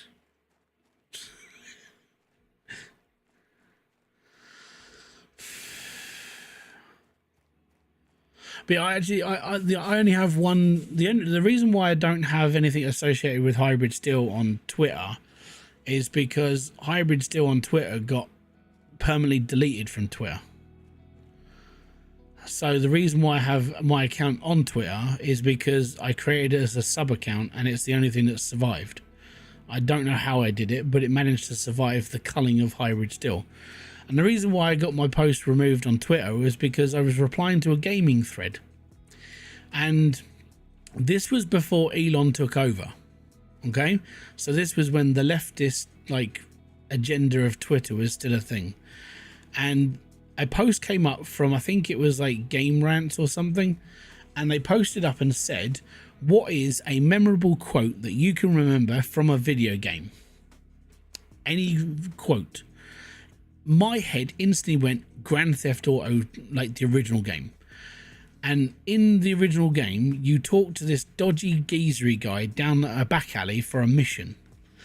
And the quote of the line goes along the lines of, if you don't do this mission successfully, I'm going to pull a shotgun, shove it up your ass, and blow your fucking eyeballs out. Capiche? And because of that, Twitter removed my post and deleted my account. And I'm like, but it's part of a fucking game. I even posted the video of it being played to Twitter as my proof. And it was like, yeah, by the way, you're not allowed to do this because it's like bad. It's like, but it's a game. It's in a game. So because of that, Hybridsteel is not on Twitter. But my sub account is. And my sub account is where I read Twitter and just enjoy the world. But yeah, I literally got banned for quoting a video game and using the actual video game as evidence to say it was real, and I still got banned. And that goes to show the difference between the people who are running Twitter now and the people that ran Twitter before. If you can get banned for quoting a video game and old Twitter banned you for doing so, then that goes to prove the political agendament that they had before Elon Musk took over. And that's how I see it. So when people say, oh yeah, Twitter was Twitter was good before Elon, it's like, I got banned for quoting a video game before Elon. How is that good? Am I not allowed to talk about video games anymore? Am I not allowed to quote certain lines from video games because of like offensive language? That's why I was banned. I was banned for offensive language. It's a fucking video game. If you want offensive language, don't piss me off. Because I can be horrible. But it's just one of those things. You sit there and just go, that's where. So when people talk about it, they've never been told by someone you weren't allowed to post this because of X, Y, and Z, even though what I posted was a legitimate thing. And that is why I prefer Twitter now than what it was before. So if people want to argue with it, that's fine. Go ahead and have your opinion. But I've seen both sides of it, and I haven't been banned on this sub account, but I've been banned on my main account for quoting a video game. That's what it was like. I'm just waiting to be banned of TikTok. What do you do on TikTok that's going to get you banned on there? Because they're pretty... I think TikTok's pretty liberal when it comes to being able to say anything you want on there. I've seen conspiracy theorists on there talk about whatever. What do you say that's that bad? I mean, you can say it on here because no one's going to dob you in unless there's someone in the chat that will. I'm looking at you, whoever you are. But yeah. I said the other day that a Fortnite person was... Hold on. I said the other day that a Fortnite person that's a singer, they made her look like a dude. Oh, you're not going to get banned on TikTok for saying that. I've seen far worse not on TikTok. You'll be fine. That's fine. That's an opinion. And at the end of the day, I've said the same thing. They deleted it and said it wasn't allowed. Oh, that's not good.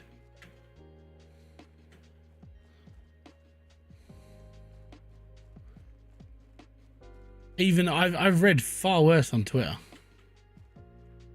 Or not Twitter, sorry, like TikTok. Because I have gone through comment section on TikTok. Because some of the stuff you can click on Twitter does link through to TikTok.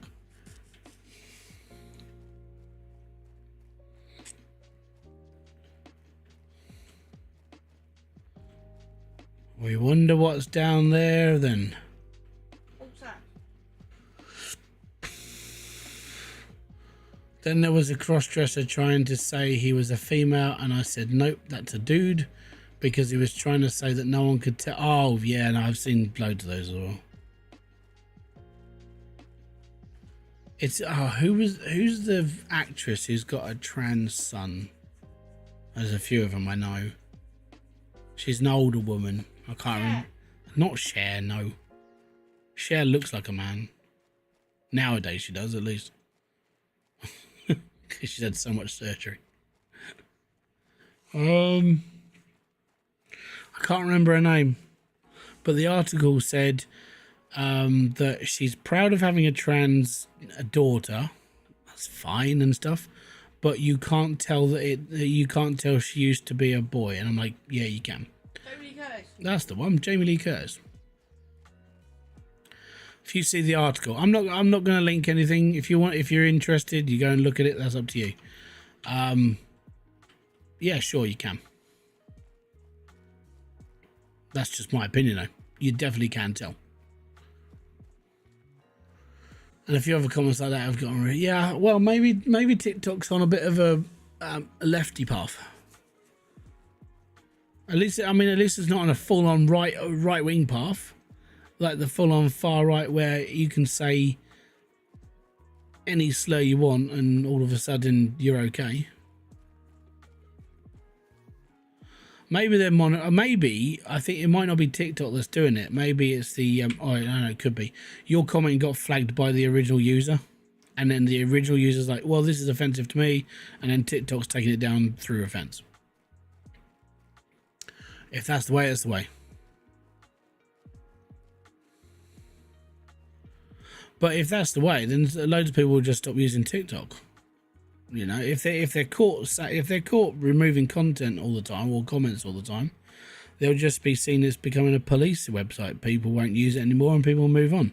I think TikTok is kind of at its peak now. You know, when you kind of see websites get to the top of their popularity, and you're like, okay, I think you're there.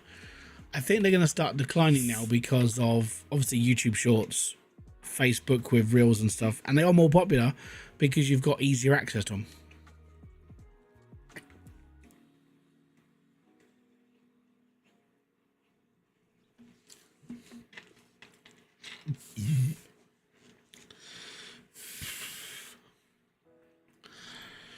$30-day reviews is going for that #1 crown. He's already #2.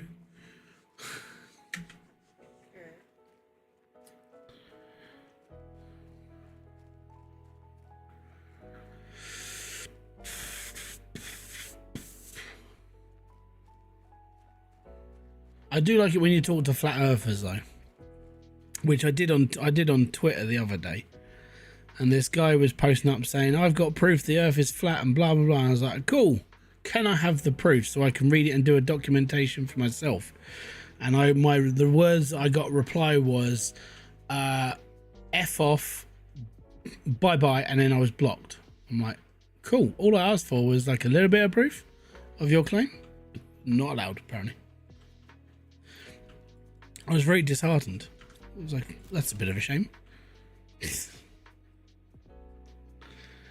And that was a flat earther. I'm like, are you supposed to be like changing my mind of how the world works? About this spinning globe that we find ourselves on? It's not a globe. It's a spheroid.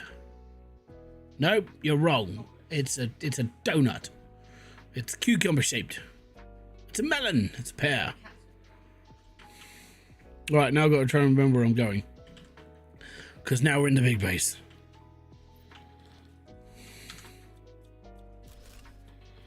We should be okay. I think the elevator's broken, so we gotta just stay on one floor for a bit and then go to the next floor and then we'll be alright.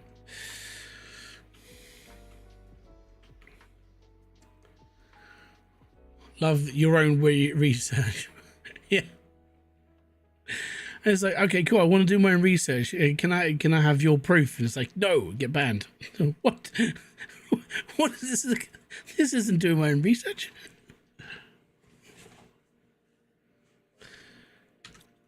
If you want to laugh, and you want to laugh at certain people, the flat earthers are one of the best people to laugh at. And the reason why is because they're very contradictory of each other. Some of them have got their own opinions, and then they don't like certain people for having their opinion. That's quite funny to me. One guy is called Nathan Oakley. I may have spoken to him before. He's probably the most angriest person on YouTube, and he does a live show practically every day, and he talks about the flat Earth every day. And the people that follow him have got this sort of they've got this like doctrine of things they have to say before they can like be part of the stream. Oh, it's so much more fun. What a discovery this deposit is, and known we'd find on this planet. We would have worried a lot less if we should allow our colony to really well in the future and help us suffer much less from the precocious conditions of our settlement. But yeah, Nathan Oakley, if you ever want a laugh, Nathan Oakley is one of the funniest people to listen to because he's such an angry little man. He got into trouble a little while ago for what allegedly happened was that his daughter, who is a baby at the time, was playing with the laptop, and the noise you heard was like the slapping of the keyboard with the child. It sounded remarkably like he'd slapped the crap out of his kid. And it was like, that's not good. So you're an angry person who's just taken it out. Oh dear, right. And this is whilst he's been shouting at people as well. It's like, you're doing this in front of your kids, man. You need to calm down. Come off the flat earth for a minute. Come back down to earth. You'll be fine. No, he's a very angry man. Actually, I could find let's see if we can find a video of Nathan Oakley. I know McToon's done a few of him.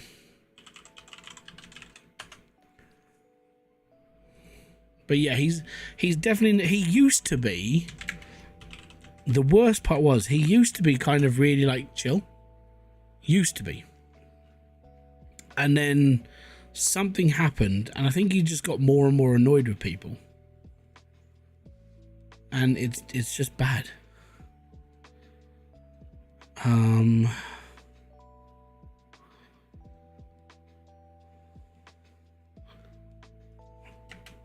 Is there a best bits of Nathan Oakley?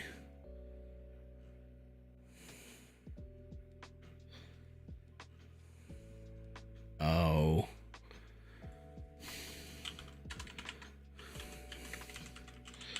Nathan Oakley gets angry. Angry Oakley, that's one. Right, so okay.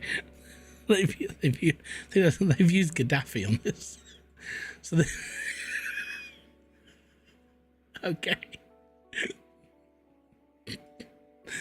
So let me just turn the volume up on the...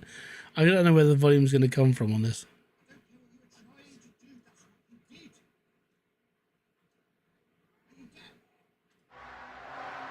Right, I found the volume. This is Nathan Oakley. So obviously not the guy on the screen. That's not Nathan Oakley, but the voice is Nathan Oakley. I don't care what you were trying to do. That's what you did. Are you deaf? Shut up! Stop talking and tell me how you vary gravity. It's a pseudoscience circus sideshow. Shut up!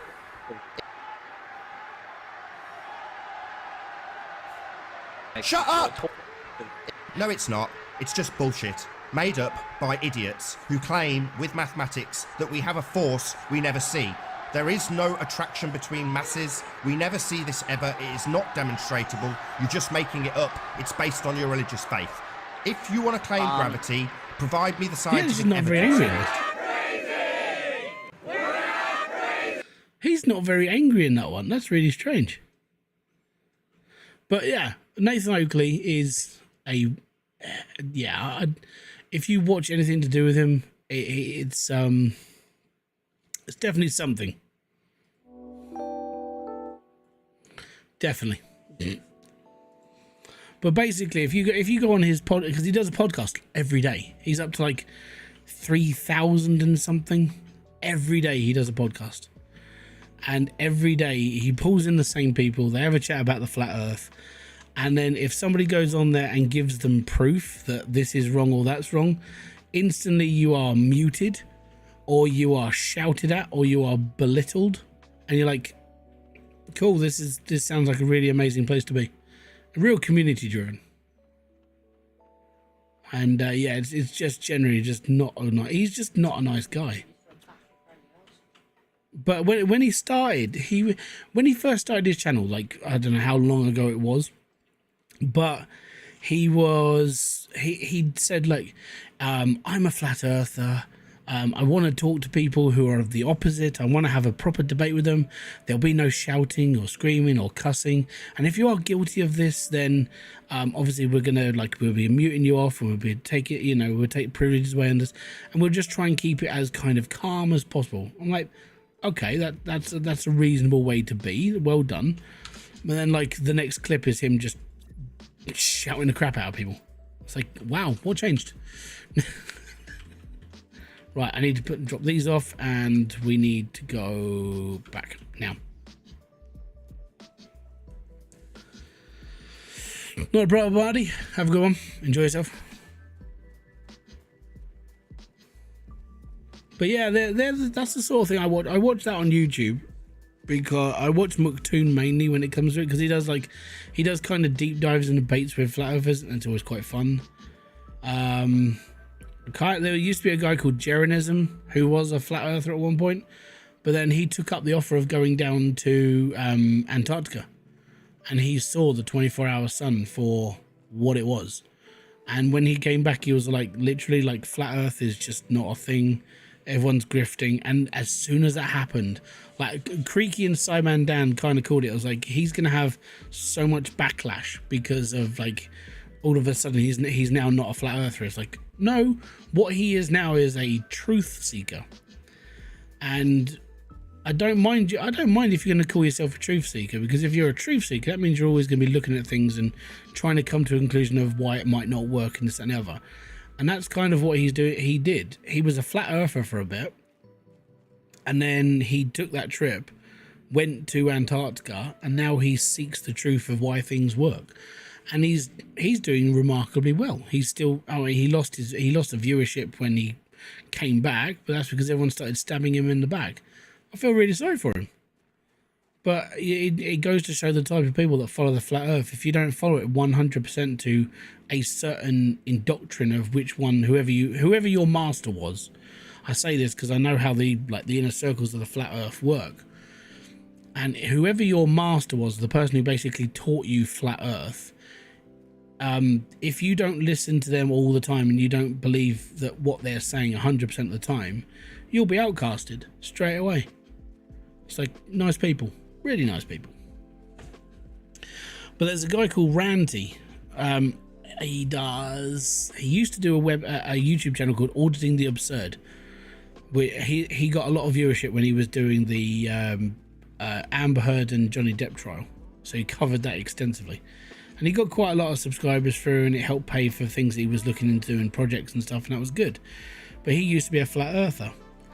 And when he left the flat earth, after like he debunked one of their big selling points, and he was like, I can't follow the flat earth if this is, well, what I've just found is true, this, that, and the other, then I can't follow the flat earth anymore. And it's like, well, you're a traitor. I was like, the reason why you called him a traitor is because he's actually done what you said.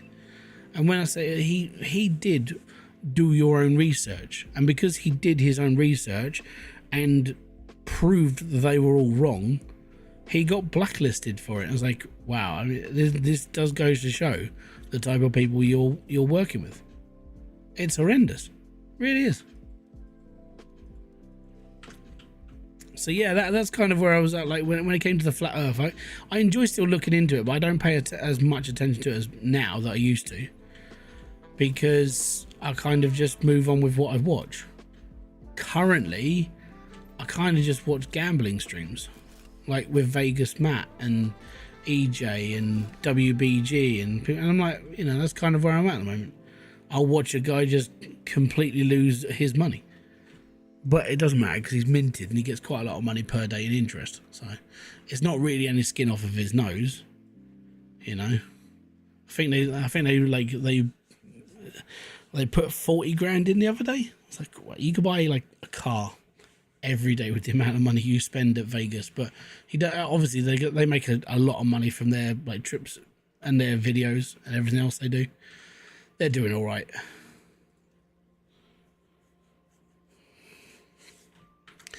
Yeah, it's been fun. That's kind of where I'm at on YouTube content. I don't really watch a lot of gaming right now. I think I'm in the wrong kind of mood to watch gamers. And the reason why is because we're all doing the same thing. You know, we're all roughly all technically playing the same type of game. That's why I don't really watch a lot of it. Right, what do I need? Exoskeleton 2. Titanium and silicon. Oh, now I've got hiccups.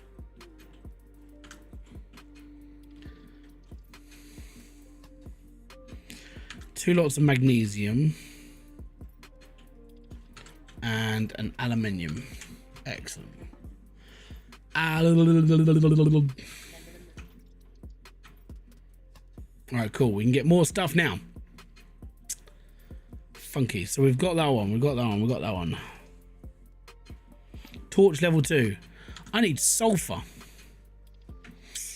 Bums. Sulfur's at the bottom of the hill.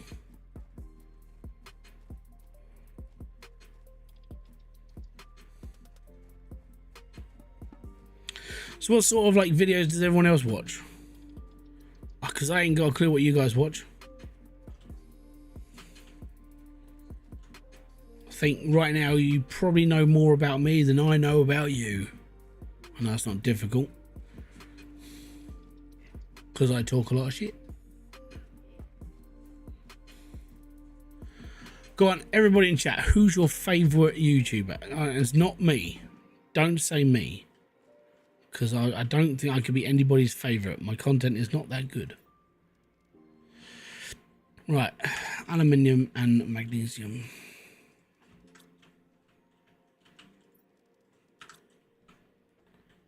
And torch level 2. Hey, we've got the launch platform. We can start sending rockets out. Right. Have I got mining level 2? I have. Alright, cool. Mining level 3. Silicon, aluminium, and super stuff. That's osmium. Where did I put my super stuff? Super alloy, there it is. Right, what else do I need? Silicon and aluminium.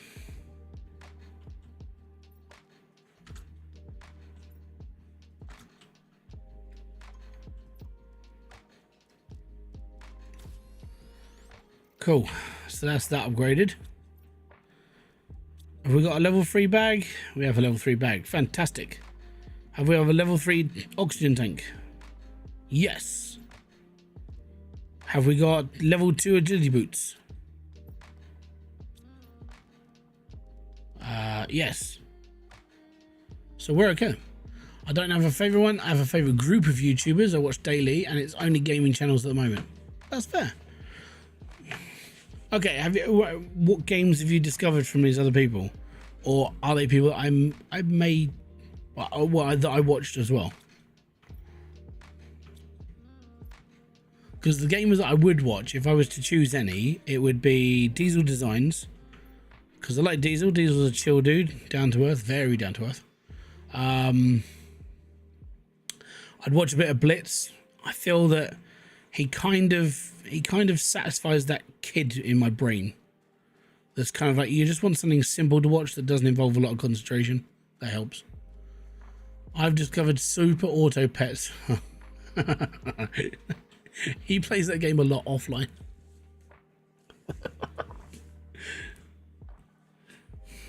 Yeah, that's fair. Yeah, real 7 legit.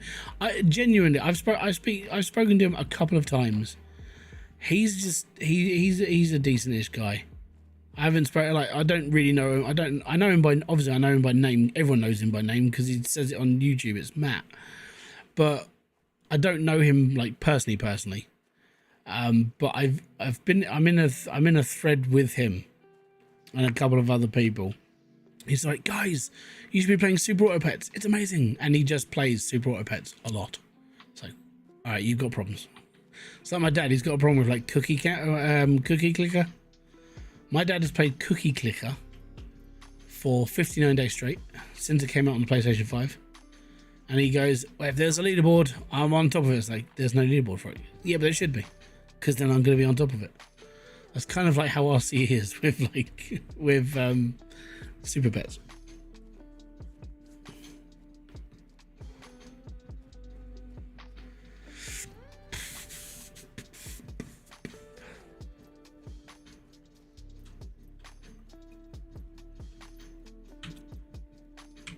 I think I should have eaten something before making this journey.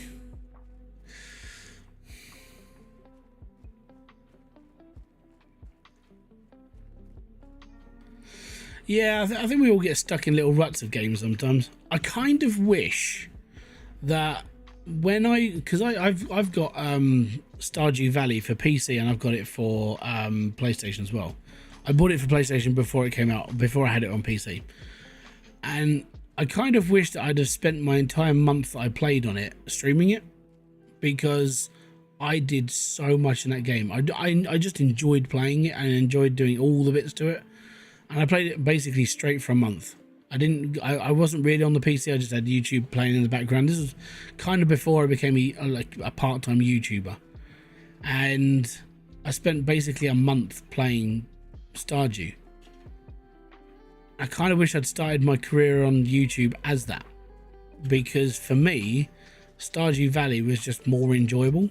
It was just more fun. And you don't take it seriously. You just kick back and chill. And you don't have to do too much. And it doesn't take a lot of brain power. It's just a good, solid game. And if you just want to chill and you don't want to pay attention to the rest of the world and you don't want to have any problems and you want something that's just going to be like tottering by in the background, it's one of the best ideal games in the world.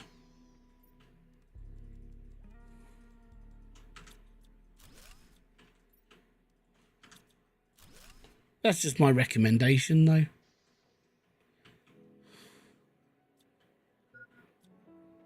Warning, food level low. Really? I couldn't tell.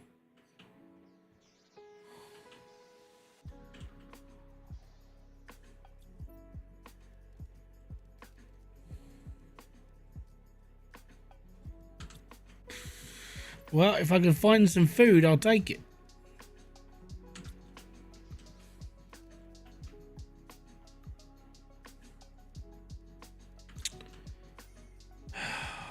Take that. Take that. We got to come back here.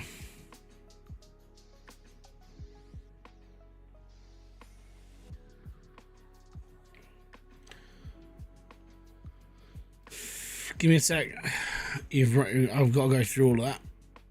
Let me just get back to kind of safety where my oxygen is. When I was in 7th grade, I played a June 2 every single... you played June 2? What, on the Mega Drive? That was amazing.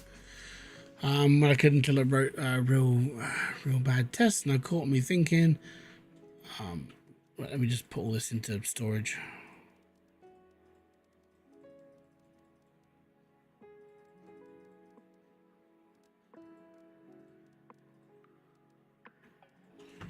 Run. I stopped obsessing over that game after that, and I always kind of get to a point in every game where I hit the brake. Yeah, I would say like the most time I've spent on games would be for Hybridsteel, because what I liked about Hybridsteel, even though it was simple, there was still stuff that you could mess around with to make things better, and that's kind of why I built a lot of my channel around that. Because that was kind of the problem solving I like to do, even though it seems easy, like the game itself was fundamentally basic. But when it comes down to when the game changed, you had to change the way you had to do stuff. This and that, I enjoyed that, and it kind of made me more obsessive about it because it was just trying to find the best way to do things. Now, that's what I like doing. The more basic the better, because if you can take something really complicated and break it down into like smaller parts that are easy to understand, then it helps everybody. And that's what I liked about Hybridsteel. That's kind of why when it comes to making guide content, that's how I approach it. I'm probably about 4 IQ points bigger than a jellyfish, so if I can understand it, this means like most people should be able to understand what I'm on about. So if I can break down something that seems complicated and turn it into something easy, then it should help more people. Unfortunately, I just haven't really played many games like that since, because nothing else has really grabbed me. Like, I mean, there's games that I enjoy playing, like, you know, if it involves like digging for stuff or like, you know, gold mining or dungeon crawling, that sort of thing. But even then, what I'm playing is kind of self-explanatory. I haven't found another game that's a bit... I mean, there was like Satisfactory, but Satisfactory's been around for a long time, and a lot of people have covered it. And that's kind of why I never really did it myself, because everyone else had already done it. Really, I'm kind of just looking for another one of those that I can mess around with and enjoy and help people at the same time. I'm really waiting for like Car Mechanic Sim 2020 whatever. Because that, for me, that'll be like my next thing I do. Victoria, is it Wealth? Thank you very much for watching over on Kick. Much appreciated. I don't think the Kick counters working properly. It was great watching you playing that game. Yeah, it's joys of life though, isn't it? Some things work out, a lot of things do, and then some don't. Hey, I've got a signal. T1 GPS satellite. Cool, that'll actually show me where I was supposed to be going. Okay. I'm running out of life, so these better be cooked. I kind of love it if people obsess over games like virtual, like Trackmania. When you, oh yeah, Trackmania is amazing. If you can get somebody who's like, I want to shave like 0.3 of a second off my time, I want to get better. I love that sort of thing, because you're always hoping that person does do what they want, and they're like getting to that last point where it's a little bit faster than last time.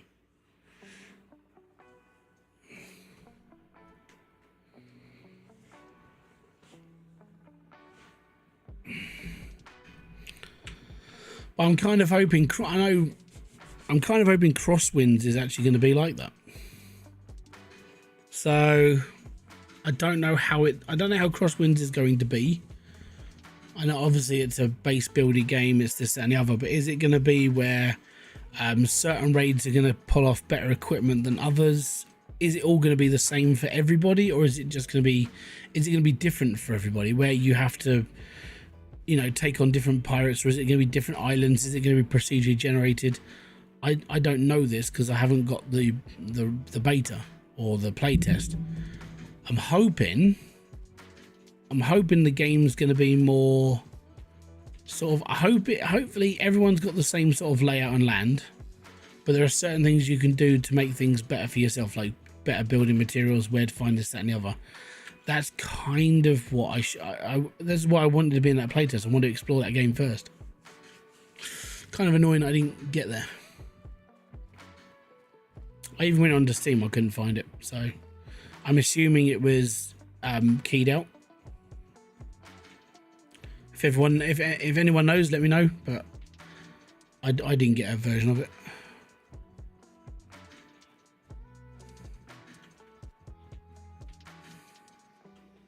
Because that's the thing, if you can get as a YouTuber, if you can get into like early access or like playtesting or betaing, that's one of the best times to figure out if that game's going to be good for your channel, because you're in for early. You can see how the game's built before anybody else. You get an idea of what you could do with that game before other YouTubers do, so you can almost get your foot in the door before others, and that's kind of where people normally end up.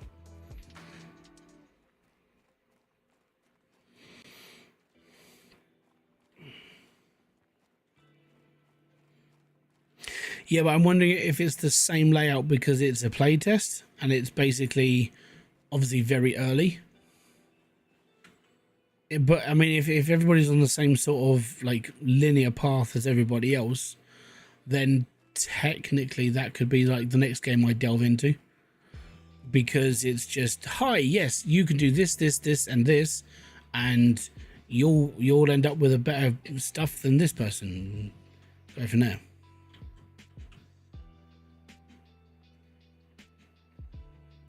Kind of why I wanted Skull and Bones to be the old way that it was before they changed that. And that was disappointing.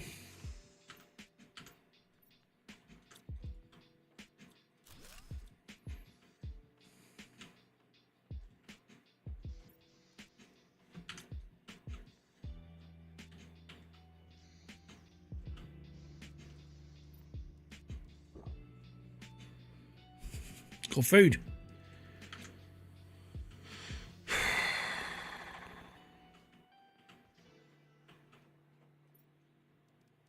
More food. Oh, yes. Oh, yes. Oh, yes. I'm basically just taking the other... I'll read the messages another time, but right now, I'm on the hunt for, like, food.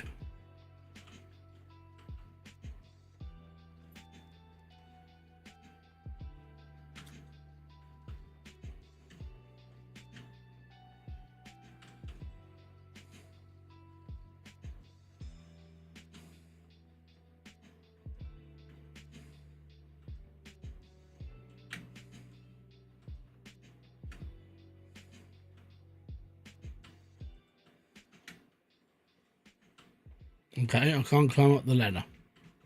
That's fine. Alright, well, I've got myself a new place I can completely empty. And that's all fun and games. Alright, well, that's what I'm going to do then. I'm going to empty out all of this. Hey, I built a flower pot. Yeah, I'm kind of hoping that's how it is. I can't really comment on it until it's out. When it's out, that's when everyone's going to be happy. It'll be fun. It'll be fine. It'll be all right.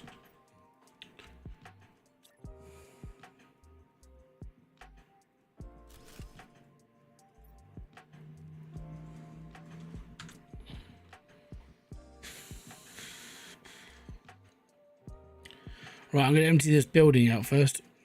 I don't think there's anywhere else I can go from here. So we're just going to take everything out of here. So all of these boxes, we're just going to empty.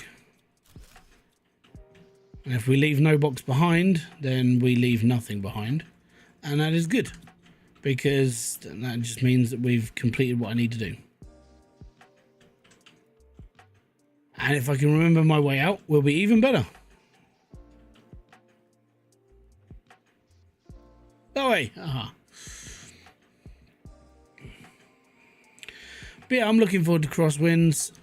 There was another one I was looking into. It was like Bellwright, which is another sort of open world, do this, that, and the other, and be happy game. Again, it's just I want to get past this. I'm stuck in sim hell. I'm stuck in like having to do supermarkets. I'm stuck in the same thing. It's annoying because it's like there's loads of games out there. I'm always on like Steam looking for a new game that I can play for a longer period of time. And I did see that there was an announcement on Playway that Gold Mining Sim 2's demo is coming out soon. So we can get into that, we can criticize that, we can break it down, we can have a go at it. It's all good.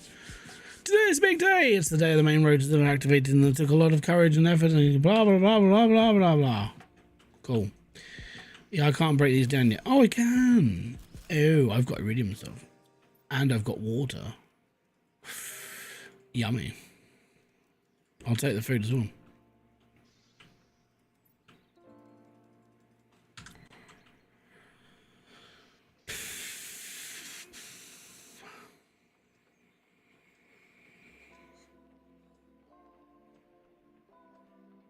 Well, Crazy Ivan's going for that #1 crown.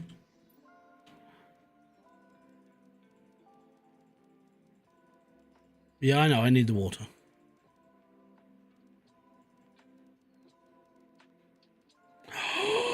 We got a bean.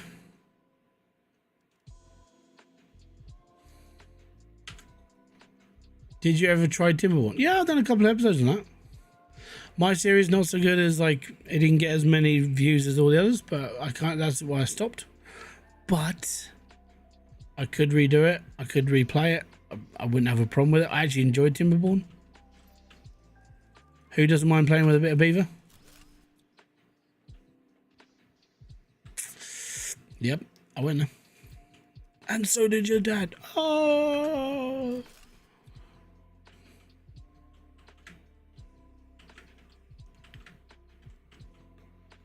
What's the name of the playtest? Oh, well, Crosswinds. It's the pirate game that everybody else has played, apart from me, apparently. I didn't see any of these. Oh, we got food. It's amazing. Playtest on your YouTube channel. I can't. I didn't get it. And I don't think it's on Steam. Give me a sec. So Crosswinds says it's free. I'll show you. There you go. This is Crosswinds. All right. So I can watch the Timberborn videos. Oh, just I can't remember. I think I did it as a little series. I think I only did like a couple of episodes. But Crosswinds. This is the worst part. It says it's free. Right. So let me just drag the screen. Oh, wrong screen. So you can see here that it says this is free. And you click on it, and there is nothing here that lets you know it's free. There's no link to the playtest. And some people obviously have already been on the playtest. So I'm like, okay, cool. How do we get into the playtest? I'm going to assume they sent keys out. So, it's okay. At the end of the day, it's something that I want anyway. I do want to play the game. I do want to have fun. So it does look, it's up my street as well.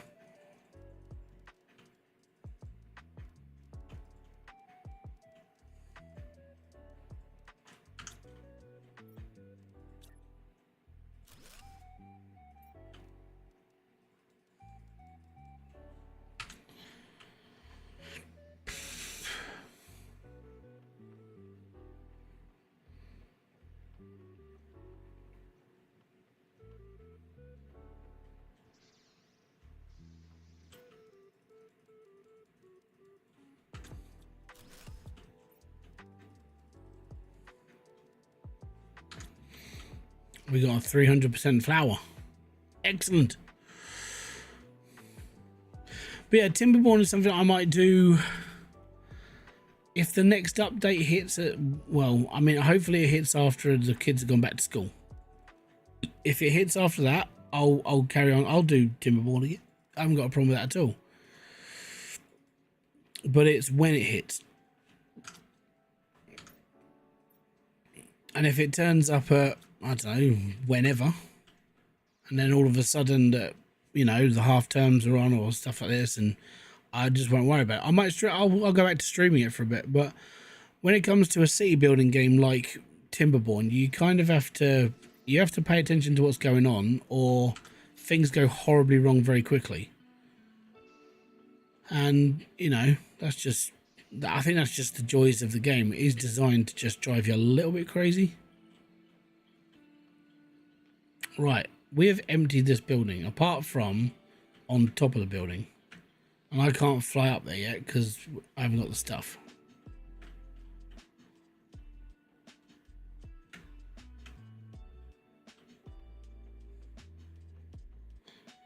So obviously all this is going to unfreeze at some point, I hope.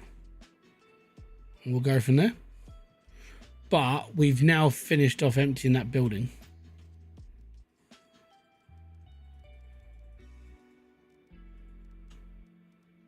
And I've got loads of food on me. It's really good.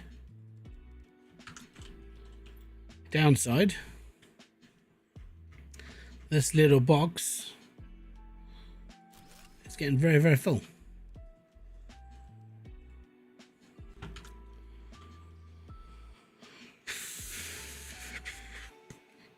And I'm still emptying this base.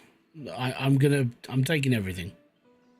And if I put it all into this box, then we're good. We got everything from in here. No secret walls, no nothing. No nothing, all good. Fantastic.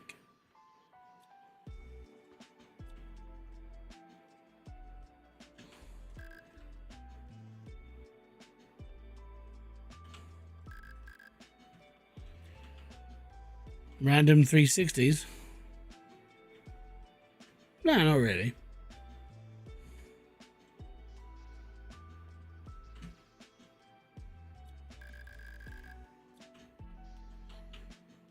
Right.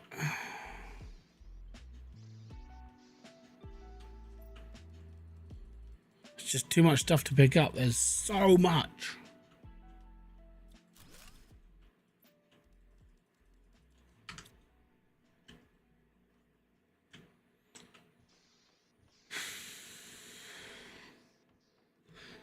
And the thing is, right, when they said like this moon is smaller than the original planet, I was like, okay, cool. This base is massive in comparison to what we've done before. Like, we've emptied like Starship Cruisers and stuff on the original. It was easy. Emptying this is ridiculous. There's so much stuff. And this, once I get this all back to my base, this will be the building blocks of my base.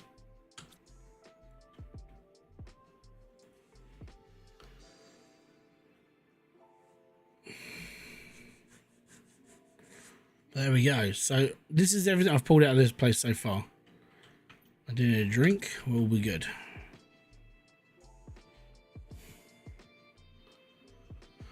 Right, to the end of that corridor once again.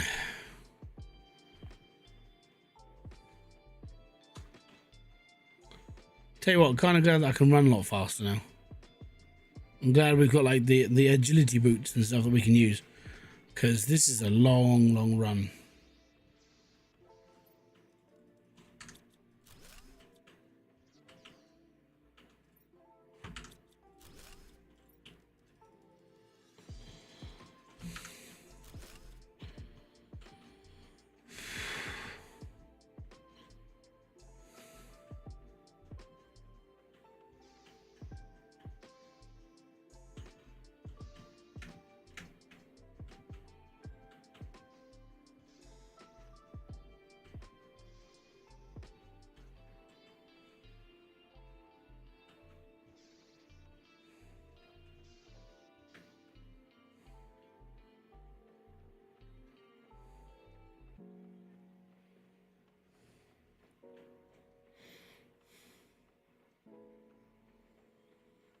Sounds about the same.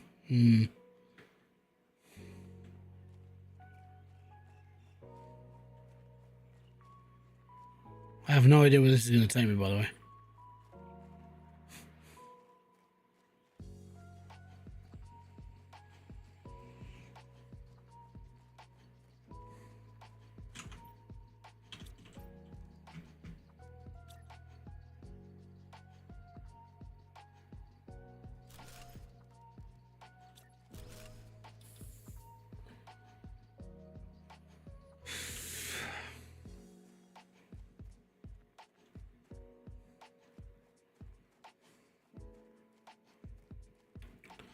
Path takes me to crazy. Fantastic, let's go.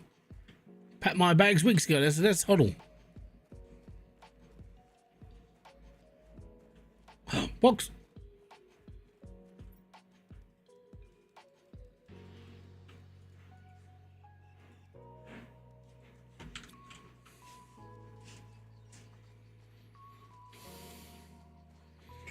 Not a problem, bud. At the end of the day, I mean, like I said, it's an easy game. Once you get past that initial, what do I do? Yeah, you'll be alright.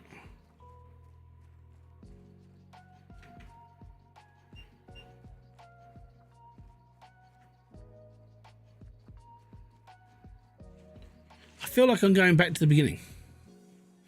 Just a different way.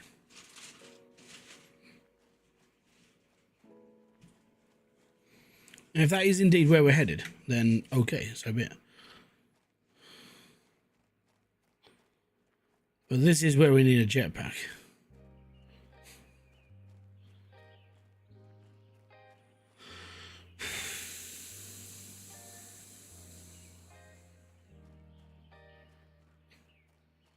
There's a box up there. I'm going to need to build a base.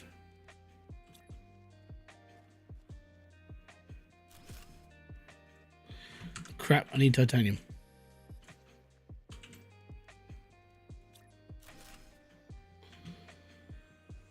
Let's go. We're running all the way, sir. Let's go.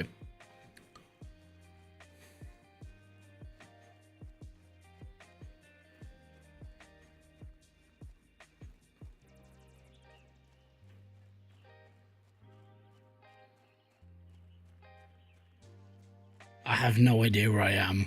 I have no idea what I'm doing up here. All I know is it's quite desolate and quite scary when you haven't got oxygen canisters on you. Okay, we're heading downhill. I think we're going back to the base now.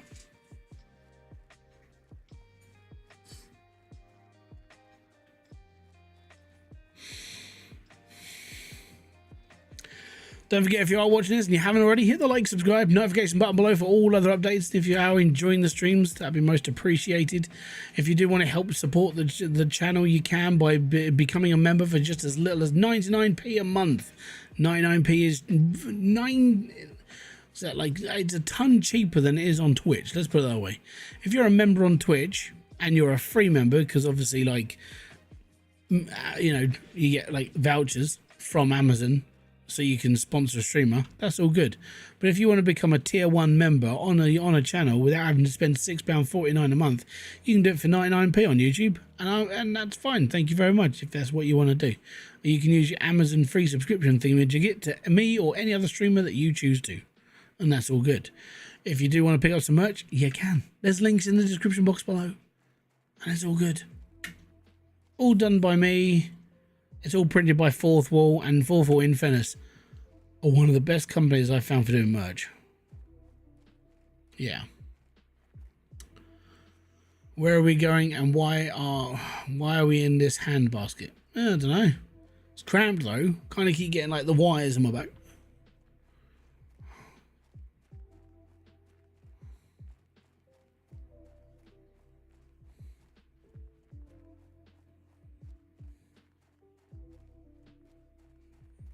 You start it. It smells funny. That's because we're all tightly compacted in one place and I'm getting sweaty. That's what happens when I forget my deodorant and it's like, no, we're in a tight place.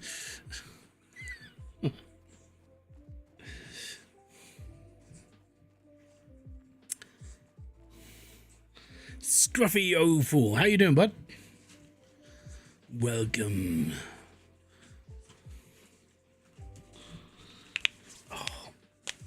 Oh, that's better. Right. Shouldn't have had beans for breakfast. Shouldn't have had beans for lunch as well. Or dinner. Smell like a tin of beans in here.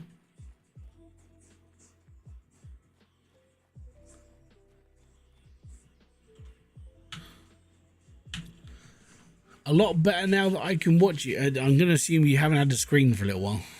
Or a phone.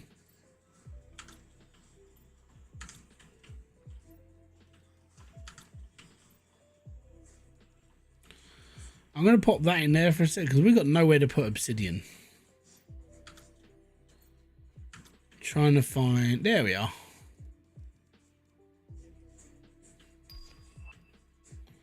Woo! Yay me! Fertilizer. Where's fertilizer? It's in one of these. I'm just going to call this fert for now because I know what it is then. Okay, we need to go here, decode, and decode. Hey, I got no fence. Look at me. Magnesium. Cobalt and funky bars. Oh, we got a rocket. There we go.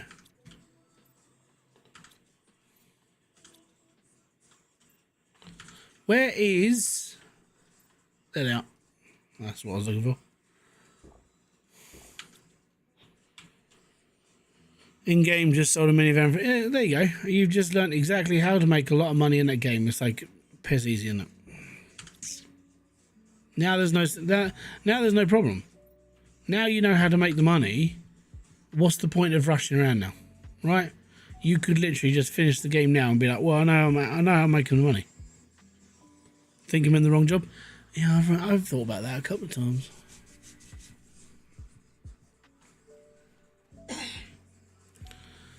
Right, now we've got to run all the way back to where we were because all of that stuff that's in those like containers needs to go back with me. Didn't even turn back the odometer. That doesn't, I mean, it doesn't really help. I mean, it does a little bit. You can get like an extra, like maybe grand out of the car's value. But the odometer is kind of like the step one of how to make more money. You know, the money really comes from repairing the bodywork and of the parts of the car. That's kind of it. The odometer's got really nothing major to play on it. As I said, does a little bit, but not too much. So, if I go up that path, we can get to that box that was up there before. Yes, we will at some point.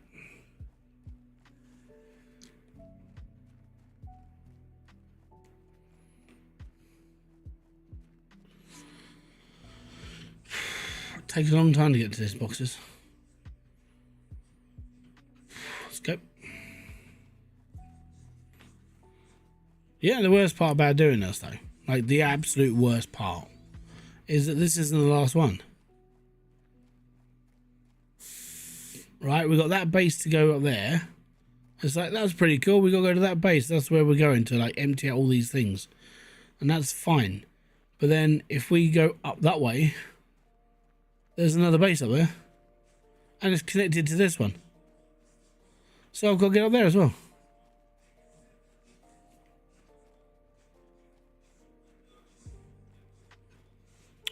I think I just called it reallygooddeals.com or something. I can't even remember what I called my shop. But like I say, like I keep saying, yeah. The sim world has ruined me for a bit. That's kind of why it kind of came at a really good time as well for me, because I'm ruined by supermarket games, shop games, this over and over and over again. I'm kind of like, yeah, I'm kind of done with them at the moment. And now look at it, it's like, okay, cool. I'm now streaming for like the next 6 weeks because my kids are at school, my kids are at home. And I think it's going to give me that time to just chill and rethink things and reevaluate how I'm approaching this. And I think streaming is going to open up because streaming for me is just like brain dead. It's like, okay, cool, I'm fine, I'm alive, and then that's it. I think it's going to help.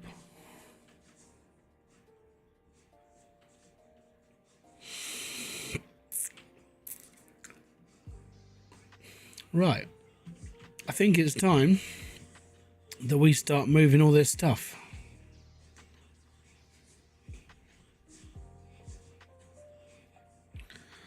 So we've got a few journeys ahead of us, a few oh yeah.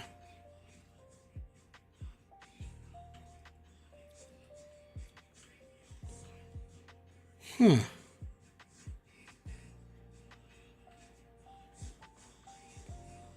I don't know.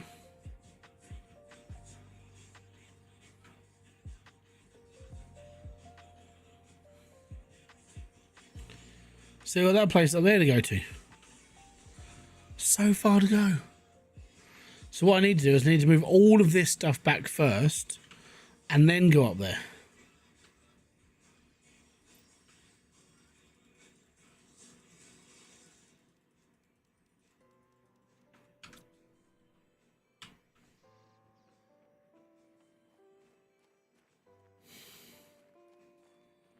You never played Humble. Okay, so it's like I said at the beginning of the stream. I don't know if you were here for that, and I mentioned this at the beginning. When you get past the first 5 hours of any difficulty or any new level, you're okay. 5 hours. Within 5 hours, you'll have sustainable food. Water, obviously there's still ice on the floor, so you're able to get water. You've got the ability to run further. You've got the ability to build stuff, and keeping yourself alive is a little bit easier because you've got like higher oxygen tanks, higher this. As soon as you're past the first 5 hours of any playthrough on this game, it's usually easy street, and that includes hardcore mode. And we've done that. We did this. We did hardcore mode.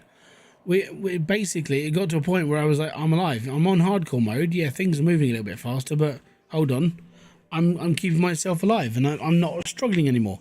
That's with this game. It doesn't matter how the difficulty you play, you will get to a point where it just becomes easy.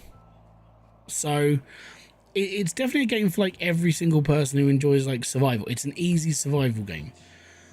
Playing it on the different planets means you're just going to get a tiny bit of a different challenge, but at the same time, that challenge isn't going to kill you if you know what you're doing. I would say for anybody who wants to play this game straight away, obviously play it on the first planet, which is Prime. And then once you've learned how to play the game basically, you know how to play this game. Congratulations. You know? You're there. Well done. And that's all I can really say. Once you've got to that, once you've got to the first 5 hours of this game, you're completely fun. And it all just becomes easy. When you get a jetpack, even better.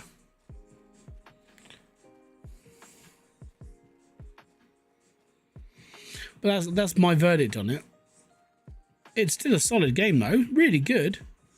And you know, it will keep you going for a while, because you always want to expand your base. You want to do this, you want to make things better, you want to make things greener, you want to do all, and it's like it generally does, it works really well.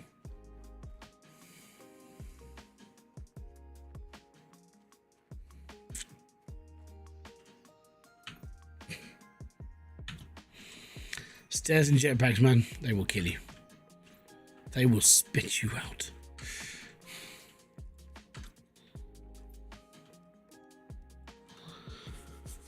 Got into so many areas. Yeah, I'm look what happened to me on Prime. I went through the scenery like so many times. You're just like, oh, God, I think I've broken the game too much now. I think we should give it a rest.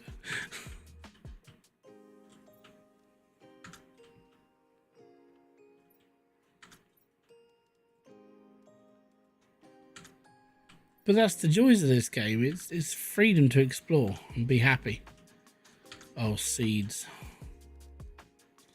Actually, I really should plant that. How do I need to build another grower. Are you having fun? Yeah, I'm enjoying this. It's, like I said, it'll be the last time I play it through, but I'm enjoying a little bit more of a different challenge, because obviously this is a little bit harder. So when I first came onto it, it was okay, I need this, and this quick, and things are not as easy because you're obviously looking at you need to do things a little bit faster because there's not as much there for you to do, and you have to kind of push yourself a little bit faster. I mean, it's like for me, like when it came to like the tubes and stuff, well, since I've upgraded to like the level 3 tubes, I haven't upgraded anything else. I'm keeping my base life on just bare minimum. I'm doing this, and this, and I'm good. But the thing that I'm doing is I'm doing what I've done before in previous games. I'm hoarding, collecting, and bringing it back, and then I'll start expanding again. Yeah, don't forget, I mean, this game's been out for 3 years now. So for me, if I'm still playing it after 3 years, that's a good thing. That means I've found a reason to carry on playing the game. When it comes down to, I don't know, when it comes down to like any other sim game that I've played on the channel, I get to a point where I just like, I can't be bothered. But if it comes to a game like this, where I know what I'm sort of doing, I know how I've got to do it, I enjoy the experience, I enjoy the exploration, I enjoy the base building, the game itself is semi-good. You know, even at a bare minimum, if I'm playing it for more than like 10 hours, genuinely it's an alright game. As this has got like 4 difficulties, 3 different planets, an actual story, and now what they've done is they've added like the DLC planet, which has an actual story, and you've got all these other things to keep you ticking. For the people that built this game, fair play to them. I mean, when we started, I don't know if it still is, because obviously this game was like sold and there's more people playing it and they've made more money. But this game was made by 2 people, and they were a French couple. And even at the beginning, you could kind of tell there was something about this game that people wanted to keep playing. I mean, maybe it's just that basic loop of, you know, building and surviving and hunting and hoarding, building, surviving, and you're just going around in circles doing the same thing, but it generally feels okay all of the time, you know? Yeah, it's a French couple that made this game, but the initial game was made by a husband and wife.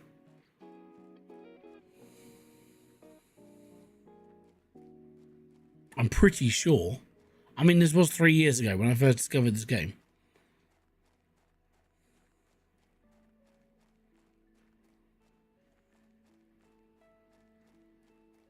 I think that's why it doesn't overall suck, because it's actually made with care and consideration, and it's not just a asset driven throw it out and we'll make like a couple of grand on it and we'll be all right. This game has been in, you know, a good amount of development for a good amount of years now, and it's a pretty solid experience. It's not crap, which is, you know, that's amazing.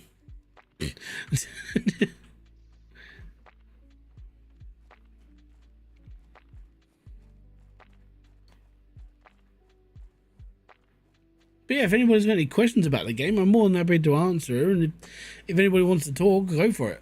Out in chat, it's a free for all. You can do what you like in it. Obviously, don't spam porn.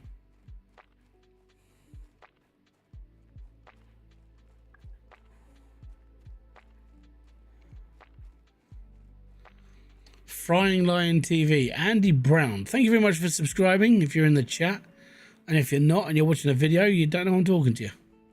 But thank you very much for subscribing anyway. It's most appreciated.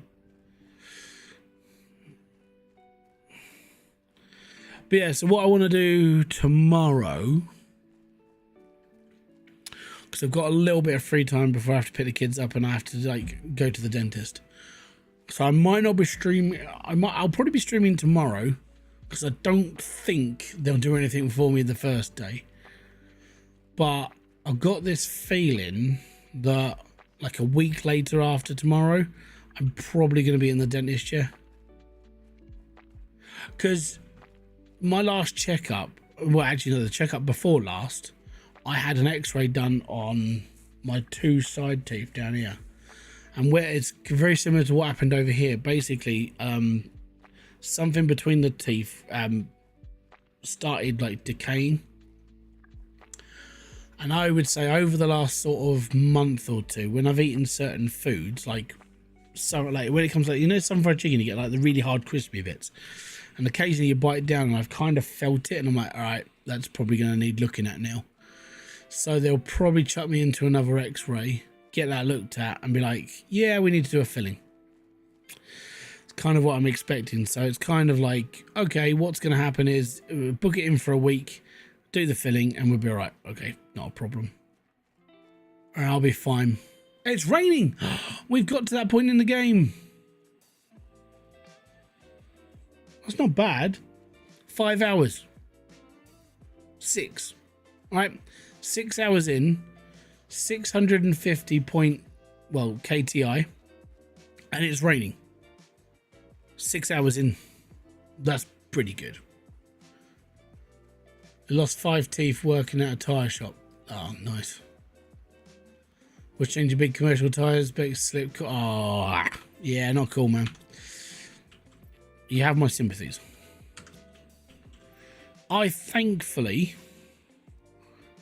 I still have all of my teeth, plus my 3 wisdom teeth. I mean, technically, I've got 2.5 wisdom teeth. There is 3, but I only have 2.5 because one of them was bored out, right, properly. And yeah, I mean, our dentist is really good. She's really, really nice. You can talk to her, and she'll talk to you whilst you're doing stuff, and it's kind of nice, and it's all friendly. Well, I say friendly. She's got a drill in my mouth.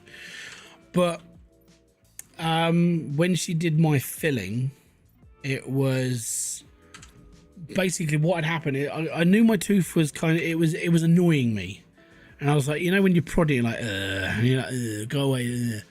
It didn't hurt, but it was kind of that pain. You kind of stand into it, it doesn't feel right. And what had happened is my tooth had actually started to split up through the middle, and it actually caused like a canyon. And she was all like, well, we're going to have to, like, you know, get into the tooth, and we're going to have to, like, get into, and, you know, fit it back through. I said, that's fine. Okay.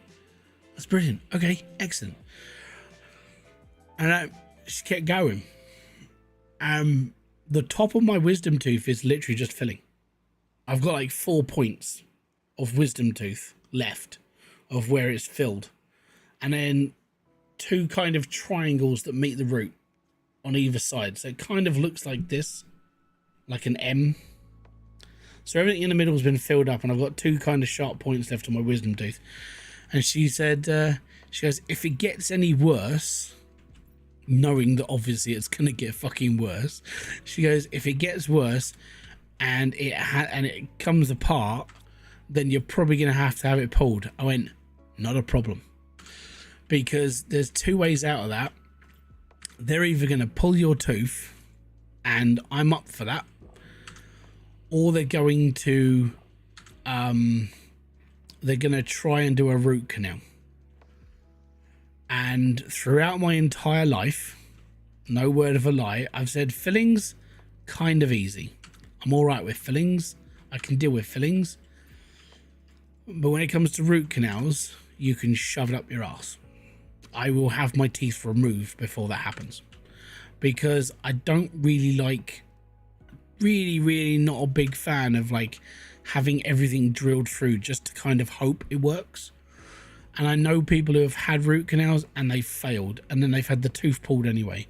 So they went through all that time of like having everything cut open and refilled and redone this, and then to basically turn around and say, oh well, unfortunately it's failed, we're going to have to take the tooth. You might as well just take the tooth straight away. I don't want it, I don't need it, and if it's broken, there's no point in keeping it.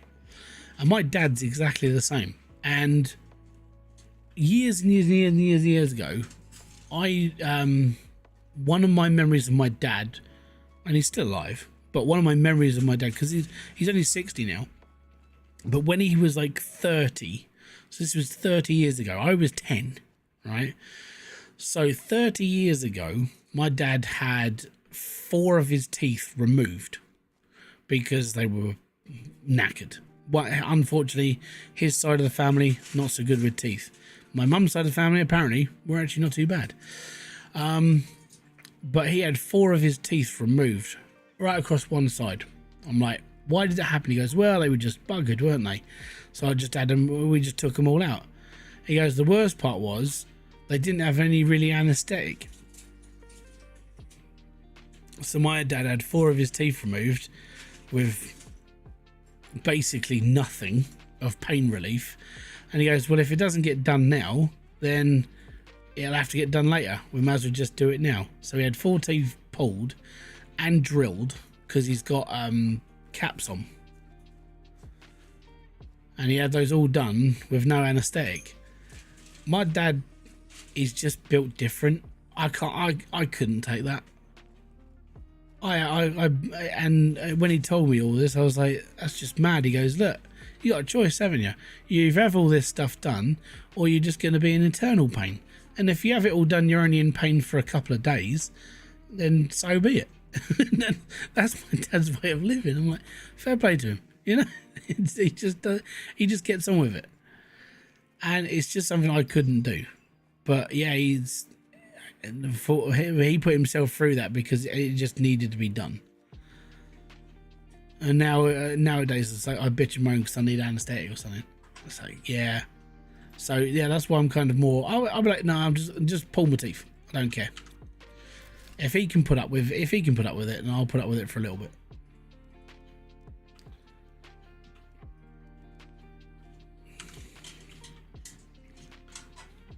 But I can't see the point of root canals. If my teeth's chipped, if my teeth's crap, get rid of it. Don't need it. Wisdoms, you don't need your wisdom teeth anymore. You know, we're not primates. We don't need them. Most of the time they cause more trouble than they're worth. Thankfully, I've got a big mouth. So 3 of my wisdom teeth came through naturally and I never had a problem with them until this top one split. And that's when I knew. I was like, okay, we're at that point in life. I kind of find myself in I found myself in a good position. Basically, I didn't have a filling until I was 35, so I spent 35 years of my life not really worried about my teeth. When I got to 18, I didn't go to a dentist after that until I had kids.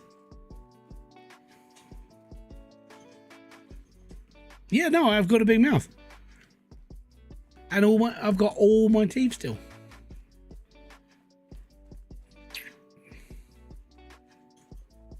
Not as big as the woman with the biggest mouth. If you've seen her, jeebus, that's like opening up a cookie jar.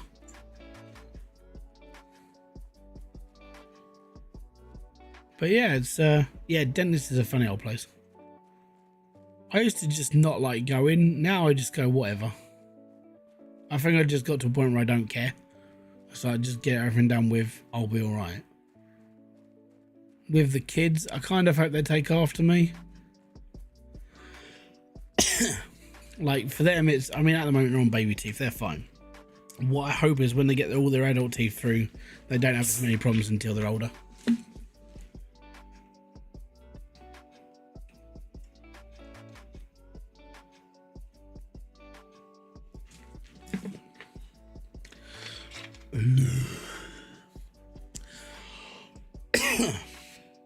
Sugar-free fizzy drink. That's the survival. That's the one. Right, this has been my last trip back.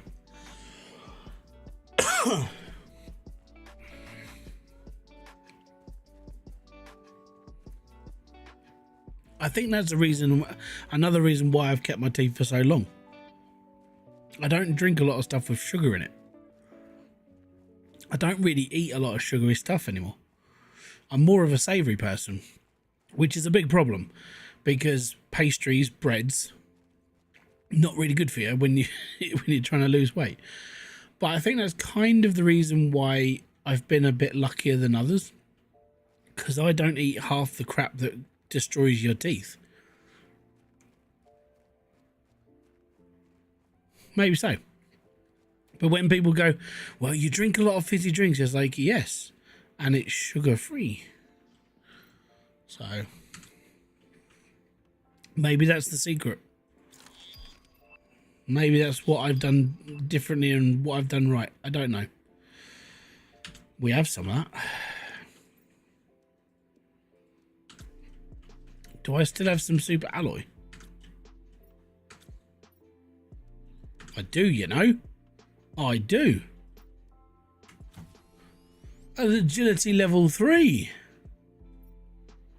That's fantastic.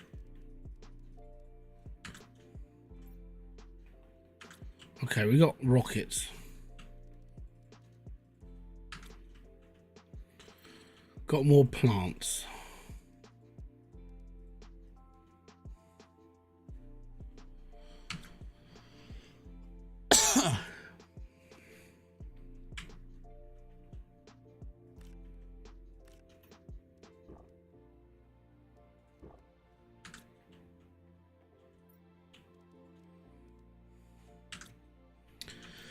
How far are we off the rain collector? It's the next thing I need to get. It'll be the next thing that comes. Excellent. That means as soon as that happens, I don't need to worry about ice anymore. And we'll be okay. And I've almost the worst part is I've almost finished the oxygen thing even before heat and pressure, because I'm not really pushing this, because at the moment these were the most important things I needed for survival. So everything else is kind of, yeah, what happened? We'll get there eventually. Right, well, there we go. We got the power we needed. We're running on a bare minimum base, and that's completely fine. We're getting sorted.